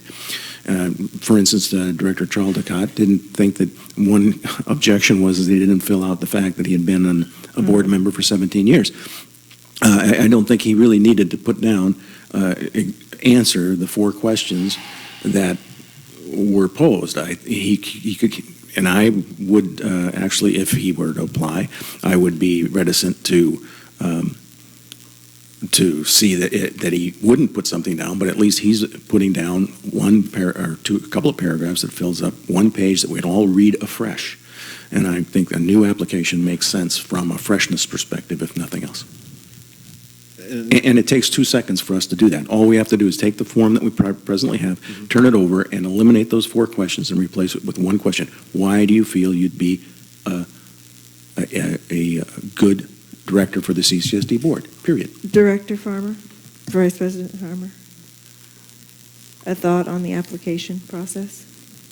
The actual application? With regard to the application, and this is a minor disagreement, but then again, I think it's how the application is filled out, whether it's typed out as Director Wharton suggests, or the person have the opportunity to do it handwritten. I believe the directors, and I think these were available to the public, we saw that some of the people that filled them out by hand last time did a job where you looked at them and said, well, these people aren't even qualified material to be directors just by their lack of professionalism in filling out the application. So that's something I think that would be valuable, just another insight into the individual. Who would feel that? Who would be able to? Why would you judge somebody different, whether they filled it out by hand or whether they filled it out? I think seeing the way they filled it out, the professional way that they filled out the application. Okay, so then you would encourage a new application rather than jeopardizing those that already have them in. Let me put it this way, with regard to people that have already applied, by the way, I'm glad we didn't bring this up, but as far as I'm concerned, if the people that already applied for Mike Thompson's position want to keep their applications, I'm going to ask legal counsel, I assume their applications are still alive. Therefore, they could allow those to carry over into this process, yes? That wouldn't happen unless the board directed us to do that. Okay, so in other words, what you're saying is, unless otherwise indicated, they'd have to fill out a new application? Right. Okay, so we'd have to make that decision. Correct. All right, whether the people that applied, if they want to apply for this position, we could just use their previous application? Or not? Or not. Okay. And this is a new position. I kind of look at this as a different position. The other position was a position to fill in Michael Thompson's position. Yeah. This is an application to fill in Greg Sanders' position. It's a different position. And I think a new application is not that difficult to throw out there. But I would like whatever. to see an editable PDF so that if people want to fill it out online, they can, and they can also fill it out by hand. I don't think we should require one way or the other. I think we should make it as easy as possible for people to apply, which means if it's easier for me to hand my application, then I should be able to do that. And if it's easier for me to do it on my computer, then I should be able to do that. I don't think we should have some kind of form online that they fill out, because that's too much work on the staff right now. Okay, I didn't get the editable PDF part as being able to be done on They a can download computer. it on their computer and Yeah. do it at home. Okay, that's a little different. I didn't, but I also don't want to put technology or even somebody that has a computer put a. It'd be nice if somebody had a computer and It was a is director. something that's, yeah. But still. Yeah, I'm not saying that that's, a qualification. It just Right. might just, lend to reading the applications a little easier and no misinterpretation. Also, if we do choose to go with the new method, with the single page question, the old applications have the four leading questions, as Director Behringer put on there. So if we're going to go one way or another, we're going to accept the old applications and keep the application the same, or have them reapply.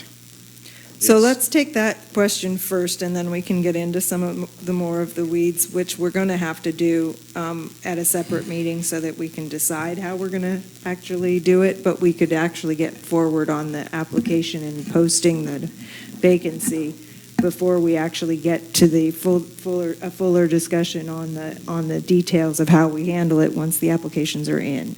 So let's start with I'm hearing two directors are saying that just one question, leave it more wide open. I don't know where you stand yet, Vice President Farmer.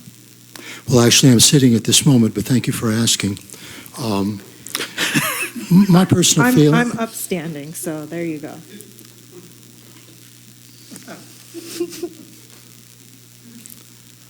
I feel that, let me put it this way, there are four questions here that were presented last time.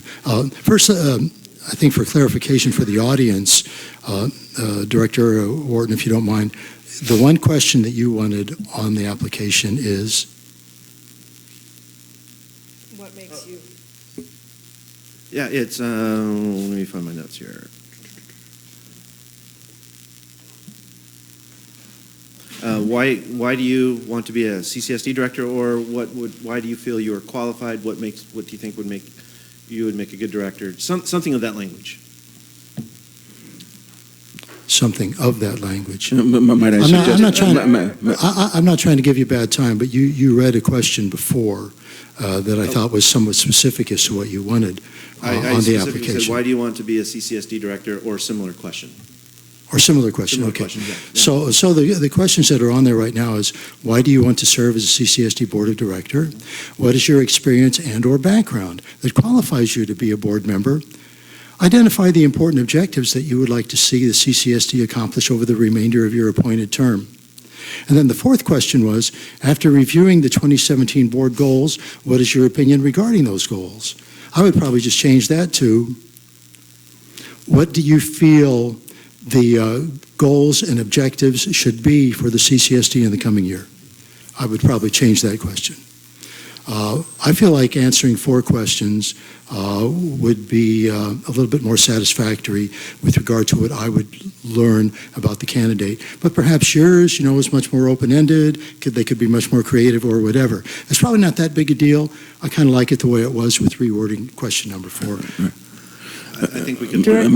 Might I suggest one, and since people might know that those are the things you'd like to know, they can write that in their text. They can write anything they want in their text. I don't like the question of what makes you feel qualified, because not a single person here is qualified in any respect other than the votes they got. Well, that's where people get imaginative. I mean, but let me suggest the one question rather than or similar question. Why do you feel that you would be a good Cambria Community Services director? Period. Or take word good, maybe effective. They can put effectiveness in it if they want. Or you could do that too. But I think one simple thing that says, in fact, maybe leave the back blank, or the leading question. Please state in 300 words or less why you feel you'd make a good CCSD board director. How about that? I think that what if we did this? We take the concept, I like the concept, and we say, please share why you want to serve and what skills and knowledge you bring to the table. Okay, if they want to put skills and knowledge in there, that's up to them. But I don't think that, okay. Because it's not the fact that they've been, if they want to say they were a city manager, for 15 years, fine. If they want to say that in their text. But if they want to say that they aren't a city manager, I want to take the people that are sincere and have good ideas or whatever they want to say. Well, and that should be in their introductory speech. One of the most helpful questions for me was the number 3, which is identify the important objectives you want to see the CCSD accomplished, because I think that gives us an idea ahead of the meeting of what they're seeing as being important for the district.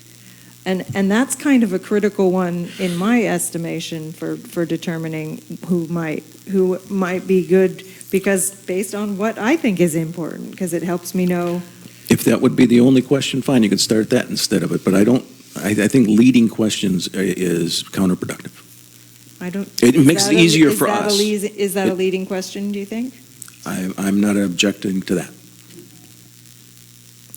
All right, so we need to give direction to staff, and I don't want to get too far out into the part where we need to make a decision, because that's not on the agenda.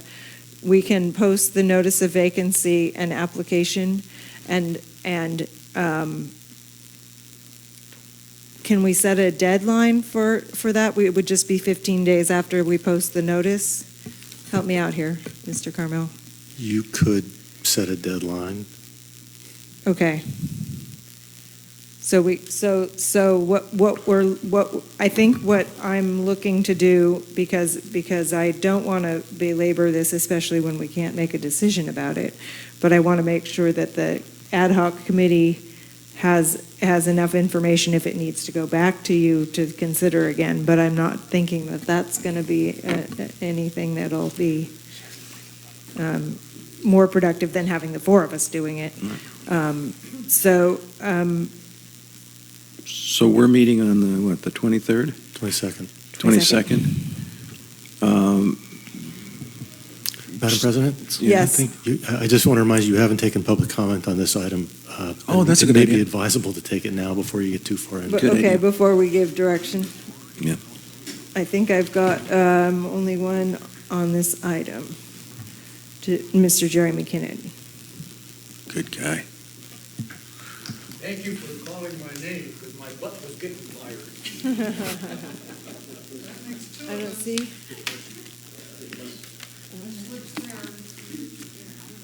I'm going to mix my metaphors. Right now, I feel as though I'm standing in a boat that's rocking from an El Nino current and from a La Nina current. Listening to you guys go back and forth, I don't know where the hell to stabilize myself. So I'm going to mix my metaphors in the boat, but I'm going to get to another metaphor. 70 plus years ago, as a college student, studying government and politics, the class was advised to know the planks and platform of the political candidates, where they stand on issues. Then evaluate the candidate on the platform on which they stand and not on their personalities.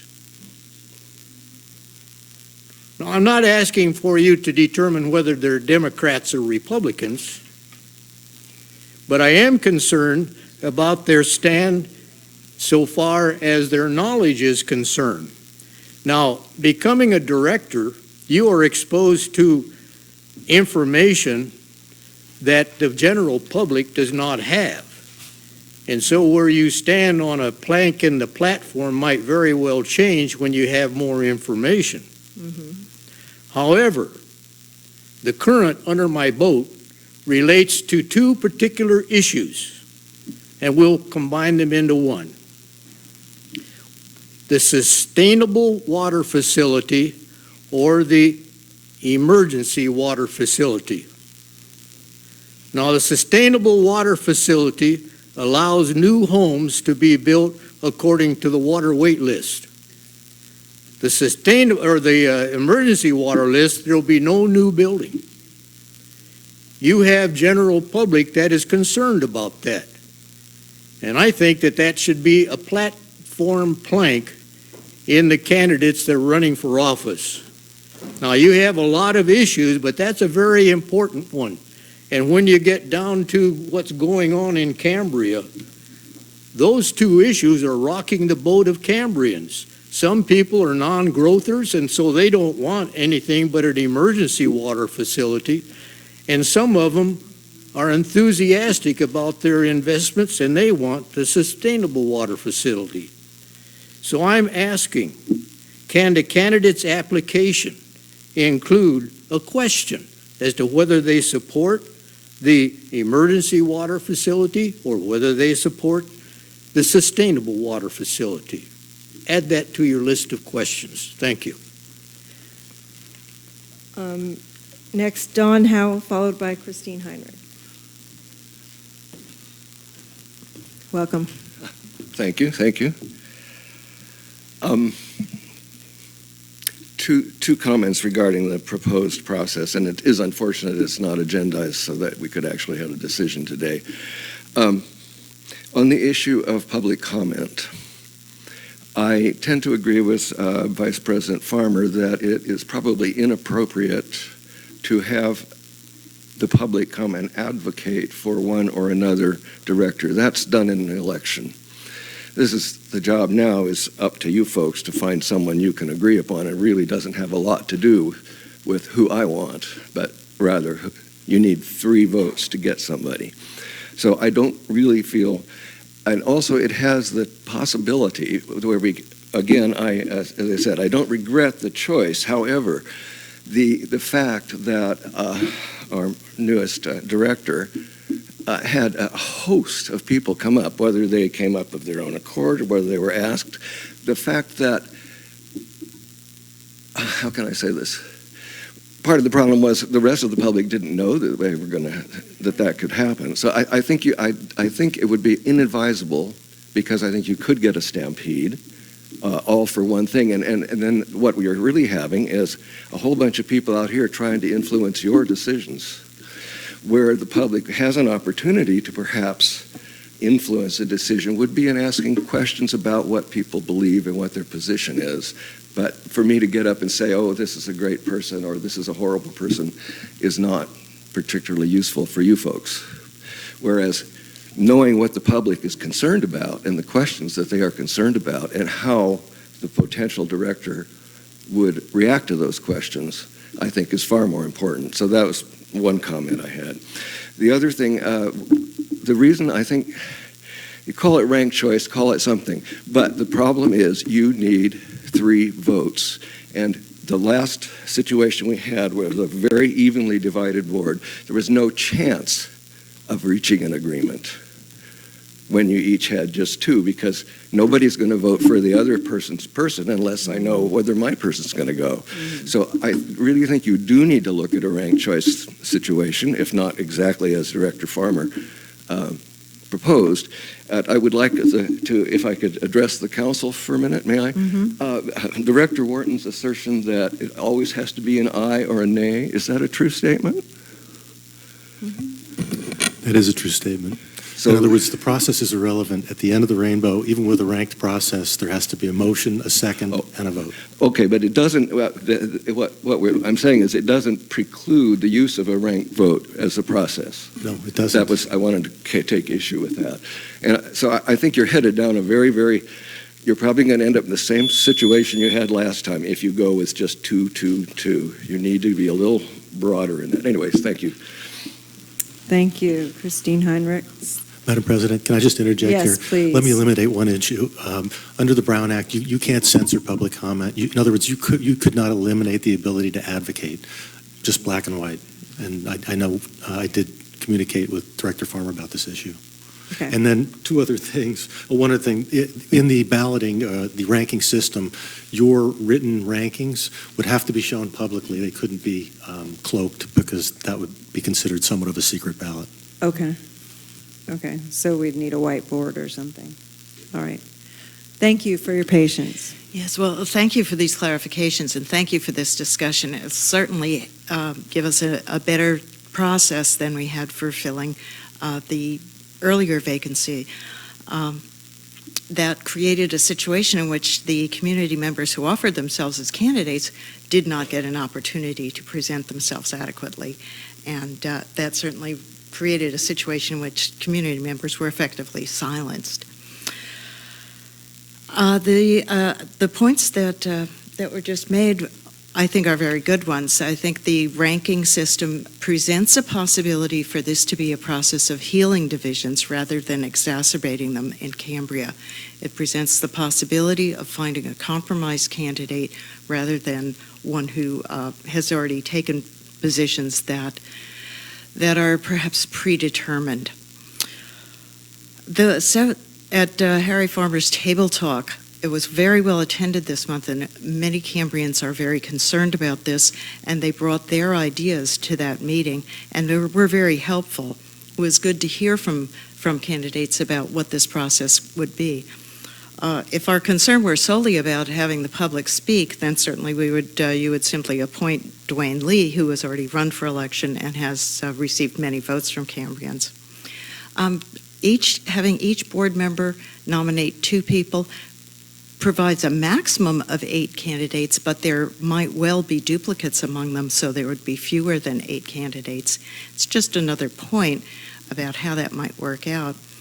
And while it certainly is true that the board can't limit advocacy and can't put a limit on what is said, Aaron Wharton, you're now contending with the difficult cloud that accompanied you as a result of that. And it's very unappetizing to imagine dueling groups of advocates showing up at the podium to thrash this out. I think it would be preferable for the board members to move ahead with their own process on this. I thank all of you for working on this. This has certainly been an interesting journey, and I hope it's one that will result in healing Cambria's divisions. Thank you. I'm going to make a suggestion that perhaps what we do on... One more? I didn't see it. I'm sorry, Dr. Bettenhausen, I do not see it. I went through the slips again. Please.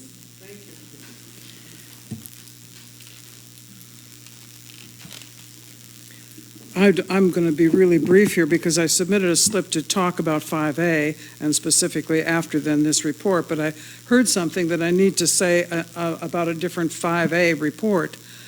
I hope that it's very clear to the community as well as to the board, before you meet on December 14th, if that's the date, that you make it clear to the public in advance that you will be either approving or simply receiving, and state explicitly which it is, the BRP. If I recall correctly, the previous BRP was never approved. All you had to do was receive it. And therefore, I'm assuming you don't even need to look at it. if you so choose, as board members. You can just receive the thing, and that's all you're obligated to do. And I'd like that to be very explicit before the meeting as to what your choice might entail, as well as during the meeting. I like what Ms. Heinrichs just said about the possibility of the benefits of waiting and overcoming a serious division. I appreciate what Mr. McKinnon said, although I don't think that it's so simple as simply dividing this into two ideological camps. But you could certainly make some progress by considering the first metaphor he used about the waters. How are you going to overcome the conflicting currents? And it would be very nice if, in fact, we're going to be back here at 9 a.m. Wednesday, the day before Thanksgiving, if at least the ad hoc committee would come up with a full written proposal announced on the website before the agenda is finalized, so that we know what you're going to be talking about, and that the public can come and comment on the process. Because we had not a snowball's chance in you-know-where to know what in the world they were going to talk about today, what the proposal might be. And so now we know that you might make a decision about when the whether the vacancy is open. And I beg you to inform, please, Director Behringer, it is not President Sanders' position that it's open. A position on the board, and never identified by the name of a previous director. And the term changes depending upon which position it is. So I hope that this can be equitably done, and I suggest that maybe you, take a break, like at 3:30 or 3 before you get into this kind of discussion on, not 10:30 a.m., because it's going to be next Wednesday morning, right? Please print something before you debate it on Tuesday and vote on the process. Thank you. I think that we've gotten the report and discussed rather thoroughly. Director America? No, I'm waiting to see what you're going to say. I would like to suggest that we give direction to staff to post the vacancy and allow that the application process begins 15 days. And no, we can't appoint until 15 days past. So we post the vacancy and allow that applications can be filled out and returned to the district with a deadline of, I don't know, can we come to some consensus about giving staff direction on that? Is that allowed? Tomorrow's November, excuse me, I'm sorry to interrupt since you didn't call on me, but since tomorrow's November 17th, 2 weeks from then would be December 1st. So it's 15 days, actually, 15 days. But we can have the applications due prior. We just can't appoint prior to the 15th, so we could have the applications. Well, I think the applications have to be. They have to be in by the 1st. In by the 1st. I mean, you can't. You put an application out, they have to be in by the 1st or later. You can't make it less than 15 days to apply. Okay. Can you? No, they have until the 1st. So they have a 15-day application period? Is that essentially what it? They have until the 1st.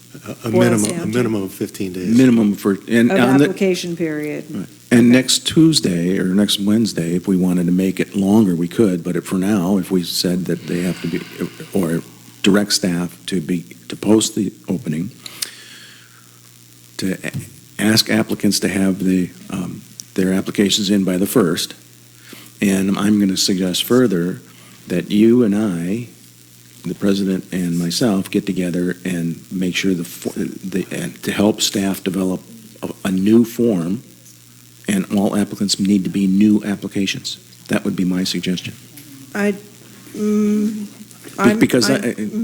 See what I'm saying here? I was actually going to suggest that we just have any questions that would be on an application that would be specific enough, like what do you think the district priorities should be, are questions that we could be asking in the interviews. And so if we essentially make it's clear that that Director Farmer likes to see the answers to the questions. I like to see the answers to the questions. We leave it open so that people can fill out it to do an essay. They can respond to the questions from the prior application or have just the number, question number 1, which is why do you want to join the CSD? Is that right? Something like that. And the semantics on that, if you and I can work that out the next day, I think that would be worthwhile. Rather than sending it back to the old ad hoc because there was a difference there. I think if we just have the one question, I think if we can all agree to the one question with the proviso that any person who's applying is probably going either here or is probably going to be watching this meeting and has an understanding of the information we'd like to have. Having those specific questions, I don't think that we need to be overdoing it on that. Do you want to have a limit of the amount of a recommended limit on the amount of words? Please don't make it a novel. How about suggested 300 words or less? How's that? I'm just trying to say, allow people to become succinct. They can write as much as they want, but I'm suggesting 300 words or less. Gentlemen? You folks do whatever you want. Oh, I'm serious, man. I'm sitting here.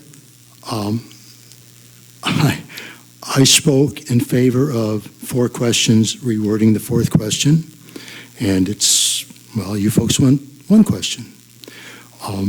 I brought up rank file voting. The president made some kind of cursory remark about it. Other than that, you all discussed Director Wharton's choice of how to select a candidate. And we're here to work together to try and come to a consensus. We need to get the applications out. If you just want to do one question, go ahead. I'm not hearing support from more than just you on the 4 questions. That's why we're building toward the single question. Cool. Just use 1 question. And can you please talk to the date, the due date, please? Yeah, I would suggest we post on Monday, the 20th, and have the deadline be the 5th of December, 15 days. And is there a reason posting on Monday? Yes, because I have a previous commitment for tomorrow that I cannot reschedule. I would be willing to if I could, but I cannot.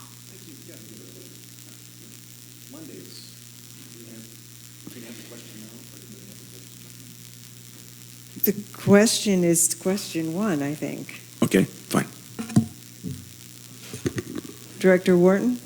There's some dates coming up that are kind of pretty important. There's a regional water quality control board meeting On the 7th. 5th December 7th. December 7th. We have a meeting on the 16th. 14th. 6th to 16th. So we're already pushing past the next board meeting that we can even get a special meeting in.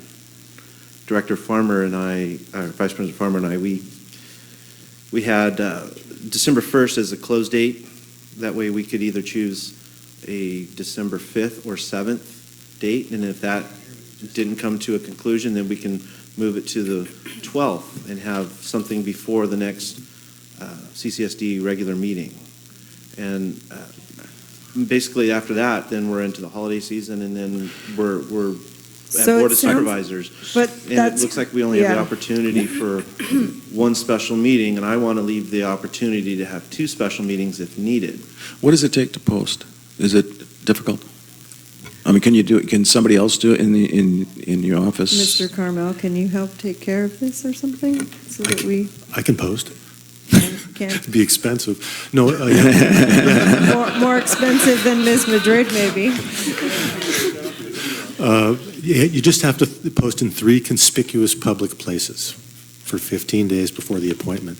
And I will point out that if we started tomorrow, it would have to go beyond the 1st. We'd have to go to the 2nd, if I'm counting correctly.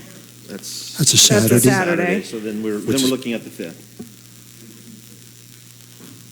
The 4th is Monday, so the 5th is Tuesday. Okay.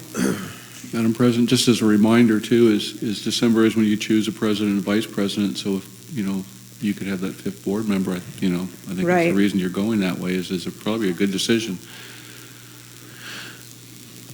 What's the pleasure of the board? If it turns out that it's going to be a Saturday anyway, and it's going to be the 5th anyway, let's make it the 5th. And I really liked your initial suggestion to make it the 1st. When we don't But- have staff to do it, though, we have to. All right, so let's post on Monday. Yeah, that would be my suggestion. Post on Monday and move it as fast as we can. If I'm told where to post, could I post? Sure, you can post.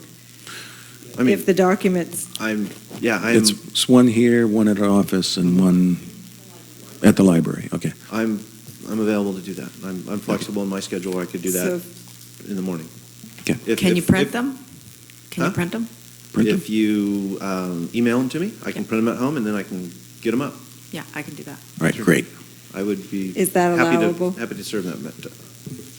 It is. Remember, I offered my services as well. Yeah. I know you probably charge mileage too, huh? As long as it's okay with legal counsel, I appreciate you stepping up and speaking to that so we can post. The office is closed tomorrow. Will we be able to put the application up so people can download it? Yes. Thank you. Thank you.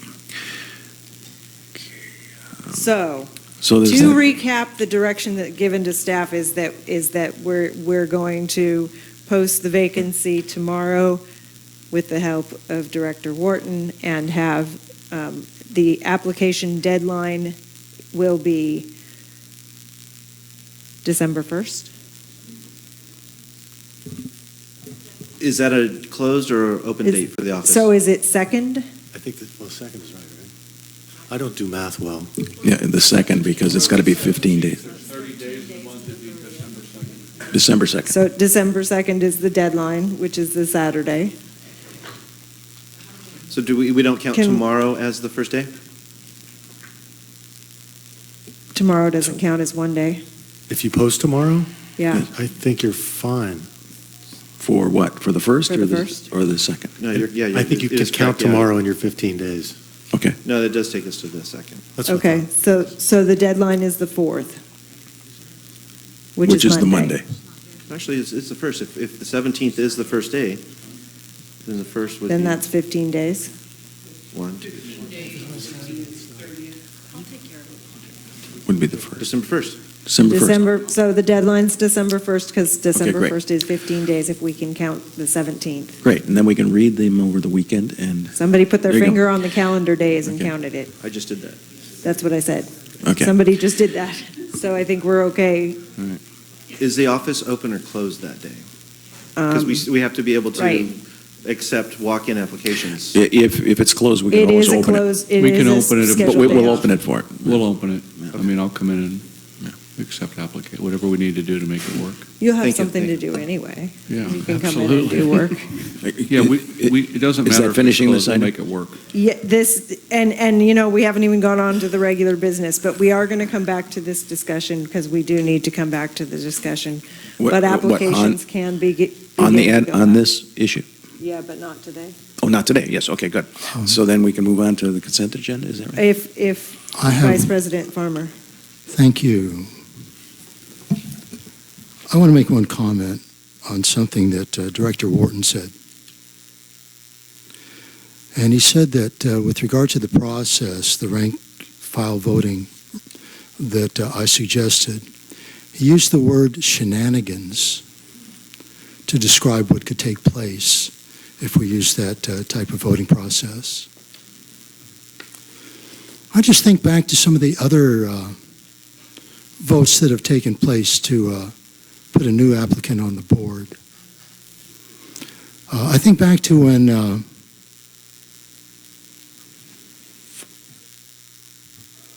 I think it was Frank D'Amico had resigned, and 5 people put their applications in, and they all got up and spoke. One of those happened to be our current president, Amanda Rice, as well as Valerie Benz and Gail Robinette, and I think Michael McLaughlin and Tom Gray. They all made their presentations. Only one person was considered, and that was Gail Robinette. Director Thompson spoke highly of her, them having worked on the Pros Commission together. They took a vote. It was 4-0. Nobody else's name was even mentioned. Nobody else was even given any consideration. Was any kind of conversation on the qualifications of any of the other applicants. I think shenanigans is probably an appropriate comment to make with some of the things that have happened with regard to this board.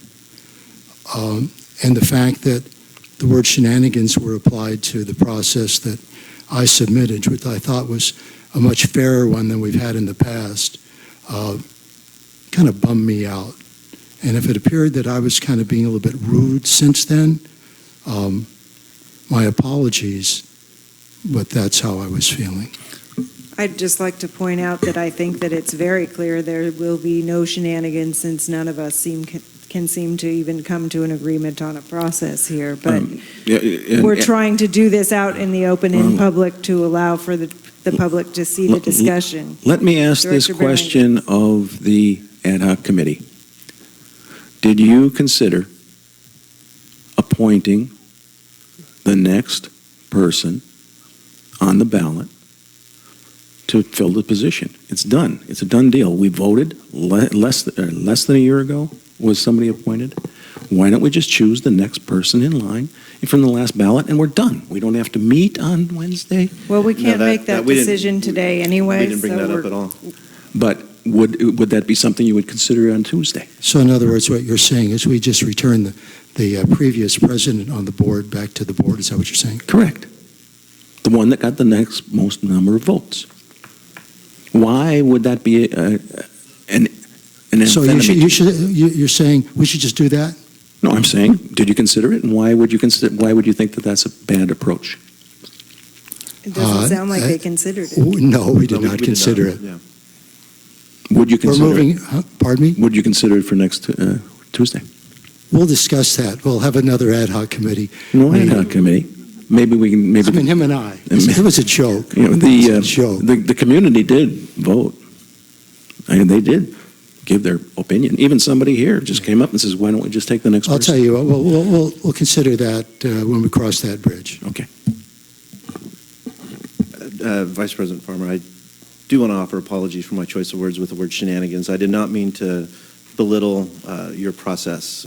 So if you took it that way, I'm sorry about that. I know that you're a very thoughtful guy, and you put a lot of thought into it, and I apologize to you and the folks that you came up that with. I accept your apology. Let me just say this much, that whoever gets chosen to this position, I would love for them to have a heart and soul commitment to the well-being of this community and the future burdens that are going to be placed on the ratepayers of this town. Thank you. All right, consent agenda. I have one small correction. Madam President, can I just ask a clarification on the application? Absolutely. Are we revising it to just include the first Only question question one. that is on it currently? Yeah, the first, can I see, can you read? Question one is, why do you want to serve as a CCSD Board of Director? Thank you, Harry. You're welcome, Amanda. So I want to, consent agenda, I want to pull item 6C for a couple of clarifying questions, and I have one comment in the minutes. Is it possible that we could take a break? Hell, I mean, before we absolutely. move on to the rest of the agenda. Absolutely. It's been over 3.5 hours. Yeah, but we only have another 20 minutes, and we're going to have to push this off. I think it's important that we. Okay, but I We think are time constrained. and I 5 think we minutes. should address what we can, but 5 because I minutes. think 4:30 is going to be it.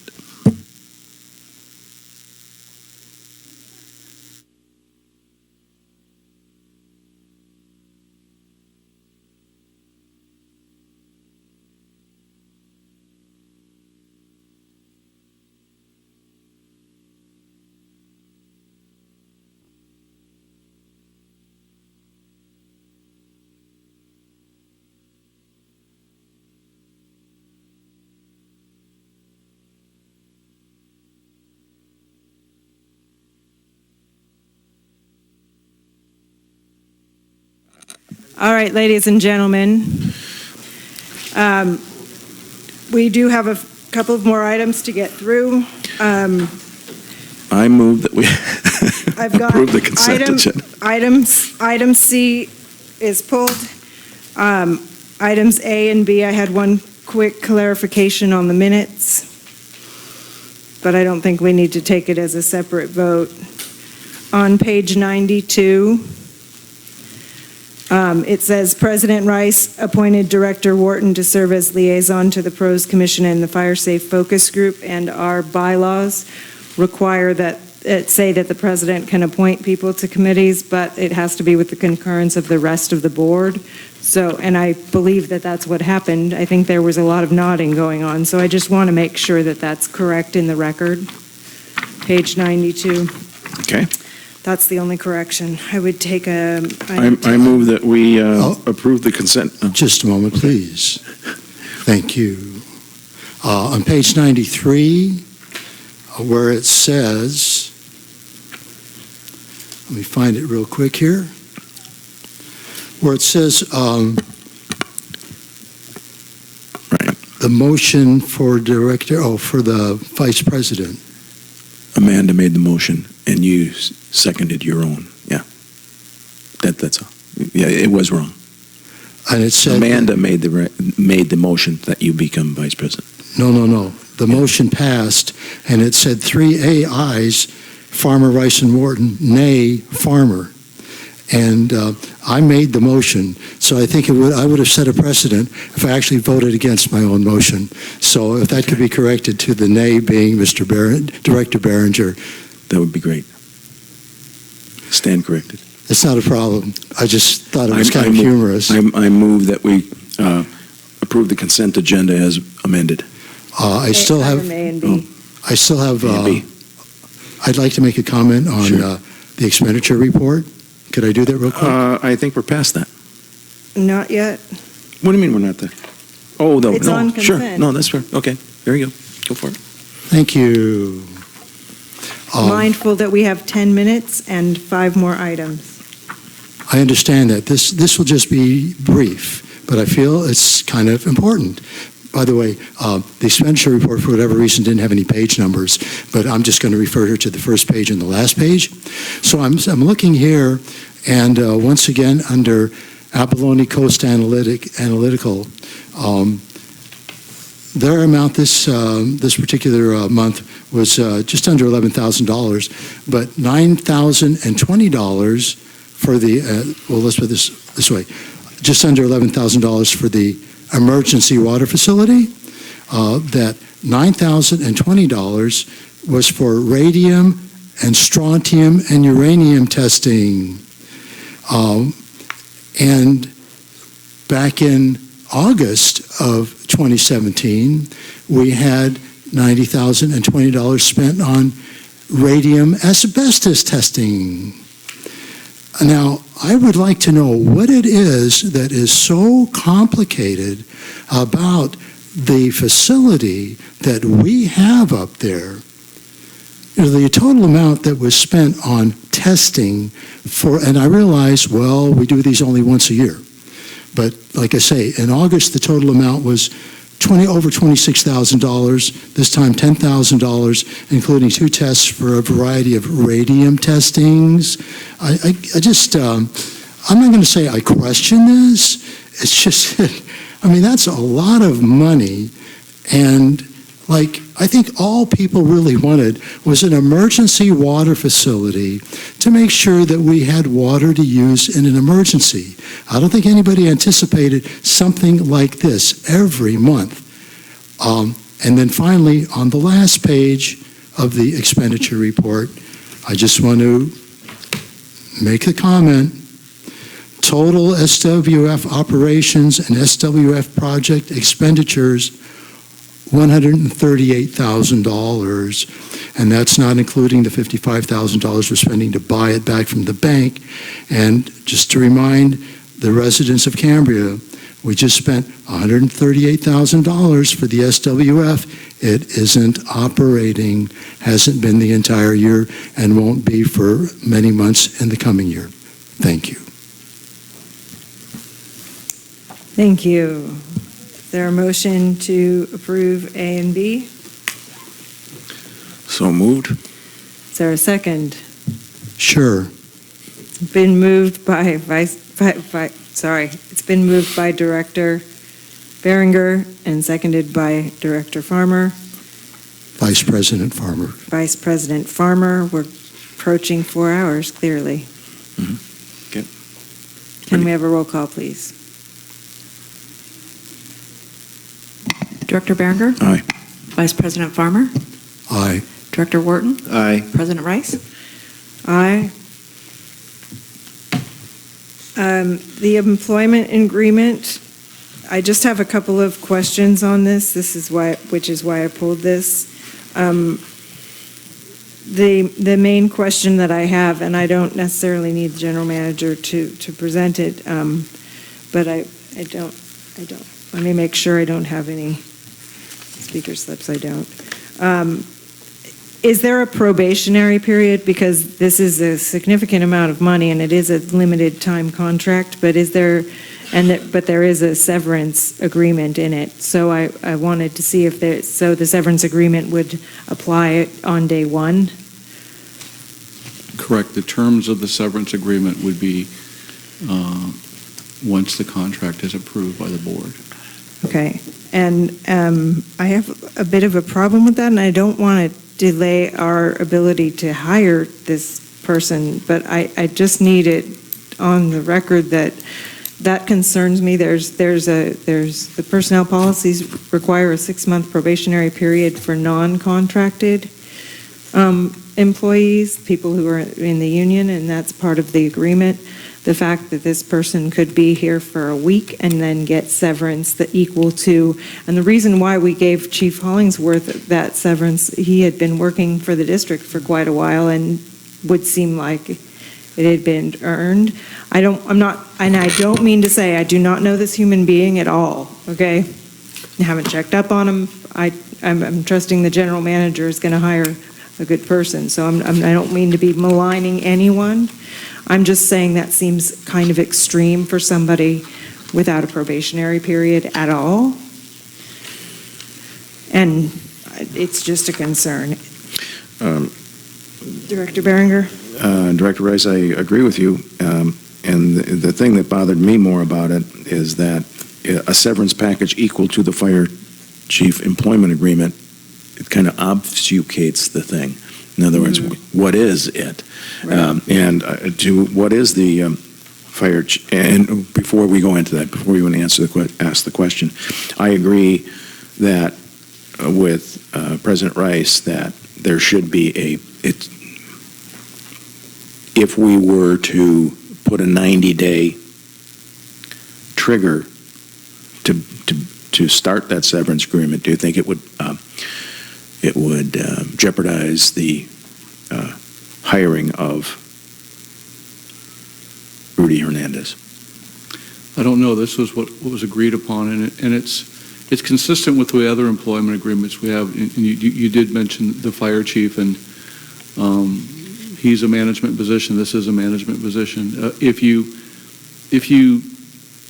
look at the public sector jobs that are in really high demand right now, probably more so than anything else, it's finance managers. And I thought it was on the conservative side. Actually, we're not giving him. It says the employee may terminate this agreement without cause for any reason or for no reason on 3 months' notice of employment. So in other words, if this individual comes in and doesn't work out, I can say in 3 months from now, you'll no longer be working here, and I'll be giving him his pay, but he won't receive any severance at that point in time, or I have the option to give him 3 months of severance at that point in time. In lieu of working for another 3 months? In lieu of working for 3 months. So okay, so this isn't this contract, does it renew annually, or what's the... It's a 2-year? 3-year. 3-year term. Comfortable with that? Yeah. I just want to make sure that it's clear that I don't agree with that part of it. There's also, is this person going to be reimbursed for cell phone? Because that's not in this contract. That's part of the payment and compensation plan, right? Yes, so he would be He would also be in internet access and things like that. The managers work remotely. SCIU hourly people do not. And so we'll want him to, that cell phone stipend is for cell phone and for internet use also. So you'll want your managers to be able to work remotely. And again, I'm not trying to say that we shouldn't be doing it. I'm just saying it's not included. Right. And then the last thing is a question for our council. Sure. It says on page 99, under number 8, general provisions, it says the text herein shall constitute the entire agreement between the parties. Does that mean that the attachments aren't? Or because the attachments are included as part of the wording of the contract, the attachments are included? The attachments are specifically incorporated by reference in the text of the contract. Okay. Just by construction of it, so. The actual wording, and if this is common, is the description of the duties and responsibilities of the finance manager is attached here to as Exhibit A and incorporated herein by this reference. So that's why it's a part of it. Okay, and then, Mr. Gruber, can you just please answer for me why we're starting him on level D? Because of his experience, but also if you look at our salary range for finance managers, it's competitive with other districts and other cities. Super competitive, actually. It is. Well, I think it's a fair range. I think if we were to, based on his qualifications and his experience. That's what I'm looking for. Is I need to know that he has a number of years of experience, and the qualifications mean that he should be not at the starting level, which is still significant. Mr. Hernandez wouldn't have accepted the position at the starting level. So again, because finance managers is a very competitive market out there. And you're going to have a succession plan, I guess, in the next 3 years, so that if he doesn't stay past 3 years, we have a plan to replace him so that we don't have to. We'll recruit again and go out. We have no internal candidates that are qualified for this position. Which is fine. Yeah. I just want to make sure that there's a plan in place for what happens at the end of 3 years, so we don't get to year 3 and we go, oops, we got to hire somebody tomorrow. Yeah, absolutely, I understand. If I could ask a question also, excuse me, I know you didn't see my light on. Vice President Farmer. Thank you. So I'm also noticing, since we're talking about cell phone allowance, there's also an auto allowance of $350 per month. Correct. I'm just curious, how far away does Mr. Hernandez live, and how frequent will his commute be? I know presently Mr. O'Reilly, he drives here, from Las Vegas, drives back and forth from Las Vegas. I guess I could ask Patrick, did you get an auto allowance, Patrick? Okay. Yes, Patrick got an auto. But I know it's not like we're paying his mileage to and from Las Vegas. I don't want people to think that, okay?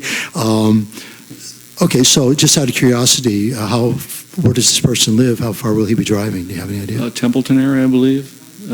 Actually, I'm sorry, Napomo. So it's a considerable amount of distance. And he'll be commuting every day? Absolutely. He'll work the 980 like the rest of the management team. So that means in a 9-day period of time, he'll work 80 hours, and then probably, like every manager, more than that. So. Okay, I guess as you said just moments ago, this is a very competitive field, and therefore we need to try to maybe be a little bit more liberal with regard to meeting the financial needs of the person, right? That's correct. Thank you. Sure. Please. I don't have a dog in this fight, but SEIU employees, after their 6-month probation, can only be terminated for cause. This person, if Jerry doesn't like him 6 months from now, he can say you're fired. With no explanation, no reason. If a new board comes in, for some reason he irritates them, and they tell Jerry he irritates me, he can fire him, and that guy's got no recourse. This is not comparable to SEIU, and it disappoints me that you compare it. The other thing is, if you look down, when he has to give you 60 days notice, I don't know of any employer that's willing to wait 60 days to get an employee. So you basically have him. He can't go apply in Napomo because if he says, oh, I got to give 60 days notice, they're going to say, oh, sorry, we're going to go with somebody that can be here in 2 weeks or a month. So this is not comparable to an SEIU employee. Thank you, Mr. O'Reilly. That was the answer I really needed to have that I understand. Thank you. That was helpful. With that, I move that we I very much appreciate that. Thank you. accept item 6C, the employment agreement with Rudy Hernandez for the position of finance manager. Second. Moved by Director Behringer, seconded by me. Let's have a roll call vote, please. Director Behringer? Aye. President Rice? Aye. Director Wharton? Aye. Vice President Farmer? Sorry. Aye, aye, aye, aye, aye. It's 4:30. What's your answer? Oh, aye. Okay, I didn't. The motion passes hear it 4-0. Motion passes 4-0. It is 4:30, which means that we need to take a vote about continuing the meeting. Let me make a suggestion that we address item 7E and 7A and B together because staff is recommending approval on both of those. And I think that they don't have a significant difference between the two. I think that the motion to continue needs to either be to continue or to not. And I move to continue based upon 12 minutes till extend the meeting till 4:45, according to that clock on the wall. Is there a second? Second. Under further discussion? Yeah, I'd like to know, why do we have to set it to 4:45? Why don't we just go on until we're done? Because I'm not going to approve that. Can I suggest maybe 5 o'clock? 10 to 5, 5 to 5? What would you agree to?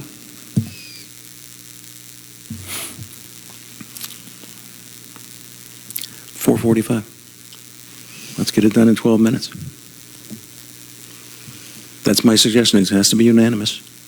Yes, it does. So are we supposed to say whether we're in favor of that or not? Yes. We don't want to waste any more time, so okay, Yes. 4:45. Director Behringer? Aye. Director Wharton? Aye. Vice President Farmer? Aye. President Rice? Aye. Let's move on to, No, we can do whatever the all right, president considers. Let's take 7A. This shouldn't take very long at all. Thank you, Madam President. Item 7A is discussion and consideration to approve a fee relief for John Feaster. And wow, that was quick. Patrick, thank you. Madam President, members of the board, I'd like to address both 7A and 7B because the comments are the same for both. The board approved last month a policy where we could reduce charges on water bills that were excess due to water leakage that could be proven by the customer. In these two cases, there's no way for the customer to prove water. There was no leak. The water just disappeared. And the staff doesn't have the authority to approve a reduction in accordance with that ordinance. So what we recommend is that the board approve it just as if it did qualify for that ordinance. In the case of Mr. Feaster, it would give him a $1,700 reduction. The original invoice was $2,649. We would provide $912 instead, so the reduction is $1,736.75. On 7B, could we see the next slide? It's a similar thing. The original invoice was $1,400. The revised charge would be $124, so the reduction would be $1,326. And this way, we don't have to argue or discuss with the customer whether, where the water went. We don't care where the water went. And they're being given a very substantial reduction in their water bill. questions? I don't have any questions. I move that we approve 7A and 7B. I have a question, how the SWF charges that were charged are just a single unit, or are they, I mean, how do you determine the water consumption charge? In these cases, they're a single unit because it's based on the normal usage. Okay. And normal usage is 1 unit. So it is, 2 units. So I think it's $9. It is $9, yes. So it's 2 units.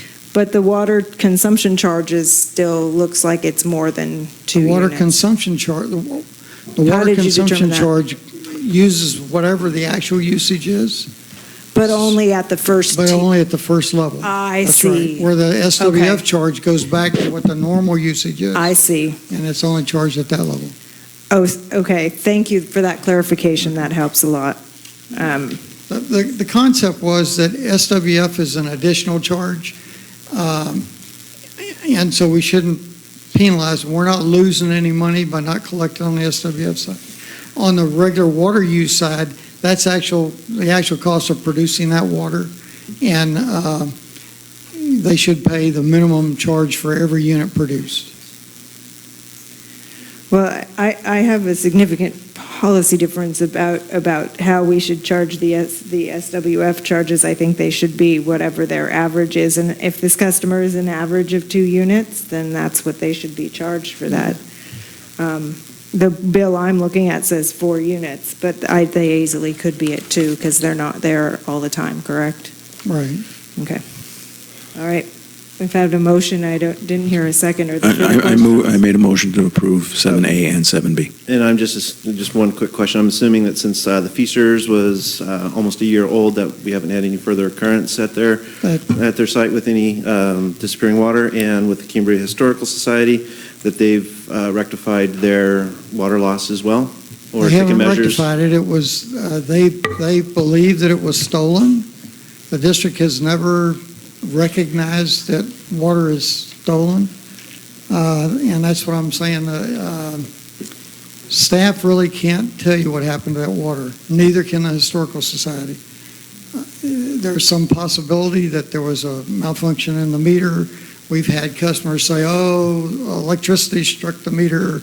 A deer was walking too close and sneezed." There's all kinds of reasons. See, that's funny when you remember who you are. Or inaccurate.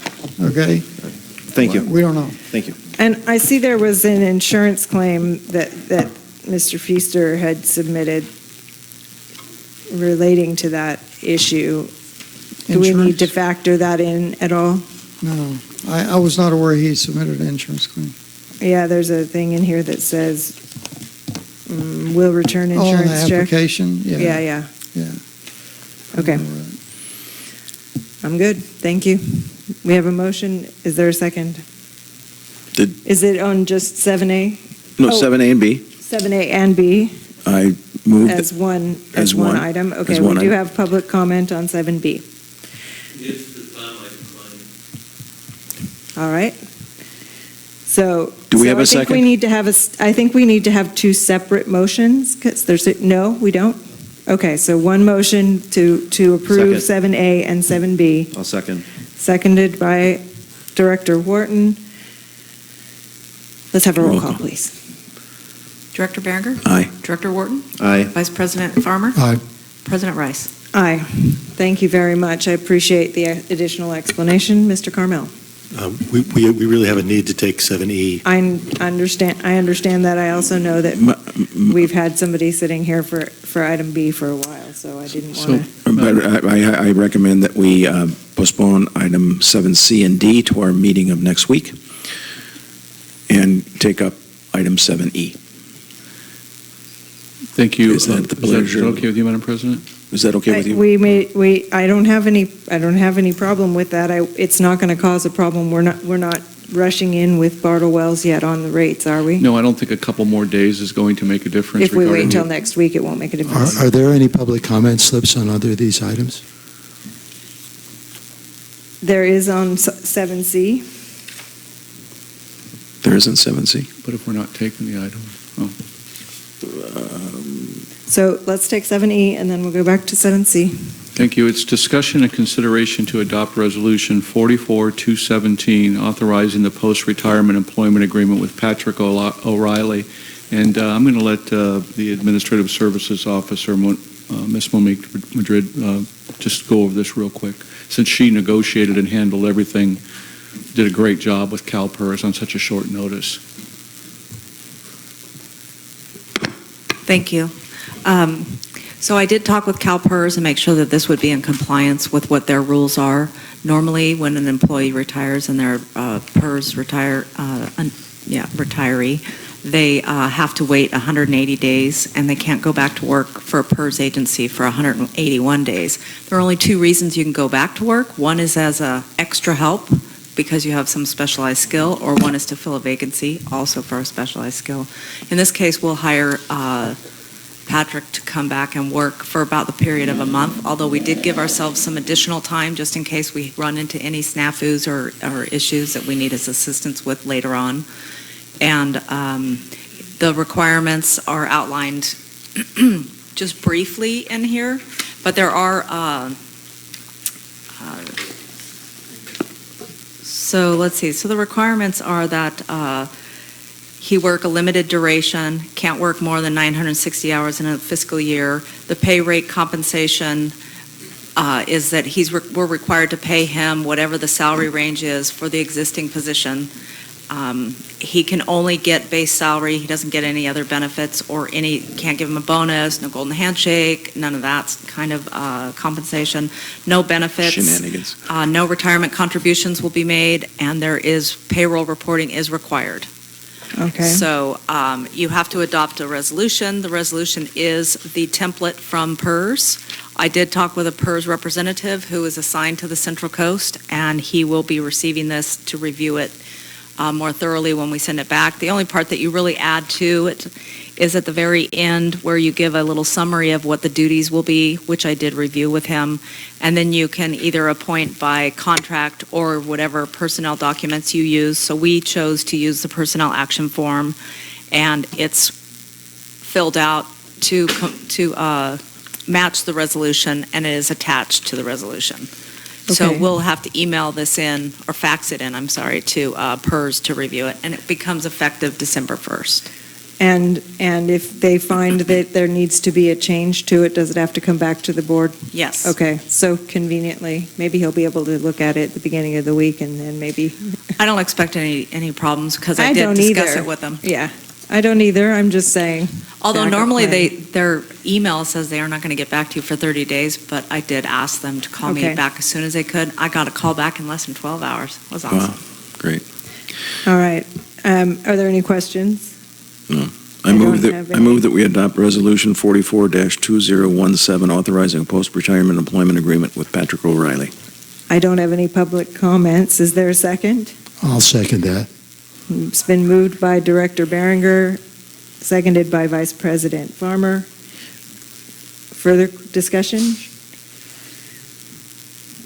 Yeah, I'm just glad Patrick's going to be around a little longer. And so is his staff. Yeah. Director Behringer? Aye. Director Farmer? Aye. Director Wharton? Aye. President Rice? Aye. Thank you very much. All right. It is exactly 4:45, and I do not want to disallow Ms. Heinrichs. I would move that we take 2 more minutes. Are you sure?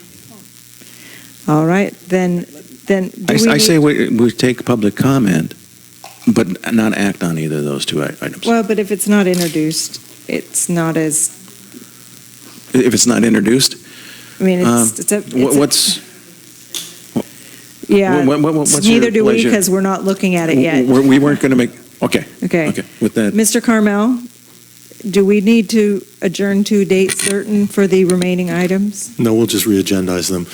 Did you want them added to the agenda for the 22nd or to the regular meeting? I think that that's probably, if that works for the schedule of the other directors. I think it's pretty simple, to address those two issues along with the other one. Okay. And the closed session also? We're going to move the closed session there too? Because 4 hours includes the closed session. Oh, it does? Yeah. Great. Well, it's up to the board. Yeah. Okay, good. Yeah, So we'll adjourn, we'll re-agendize these For the 22nd. items on the 22nd, and future agenda items can be also added on that, please. 24 hours notice. Okay, so then we're voting to adjourn? Real quick, the meeting on the 22nd, we're starting 9 a.m., going to, I have time constraints that day. Yeah, we can't, It would be noon, right? 9, 10, 11, 12, 1. the latest we 4 could go hours. is 1 without. Is that- But we will probably be done before that. Can we get done before then? We'll try. Yeah, we're scheduled to leave town at noon. Okay. Okay, we'll try and get you done. We'll get try and done, get it done. done at noon. Madam So we'll do President, just- we only Yes. have the hall until noon. The vineyard is in here for the holiday. There you go, so there it's you till go. noon. So we've only got till noon. Okay. We'll push through. All right, so I think we're adjourned. you are all stamina building Thank you, guys. people. Thank you for your attendance and your patience.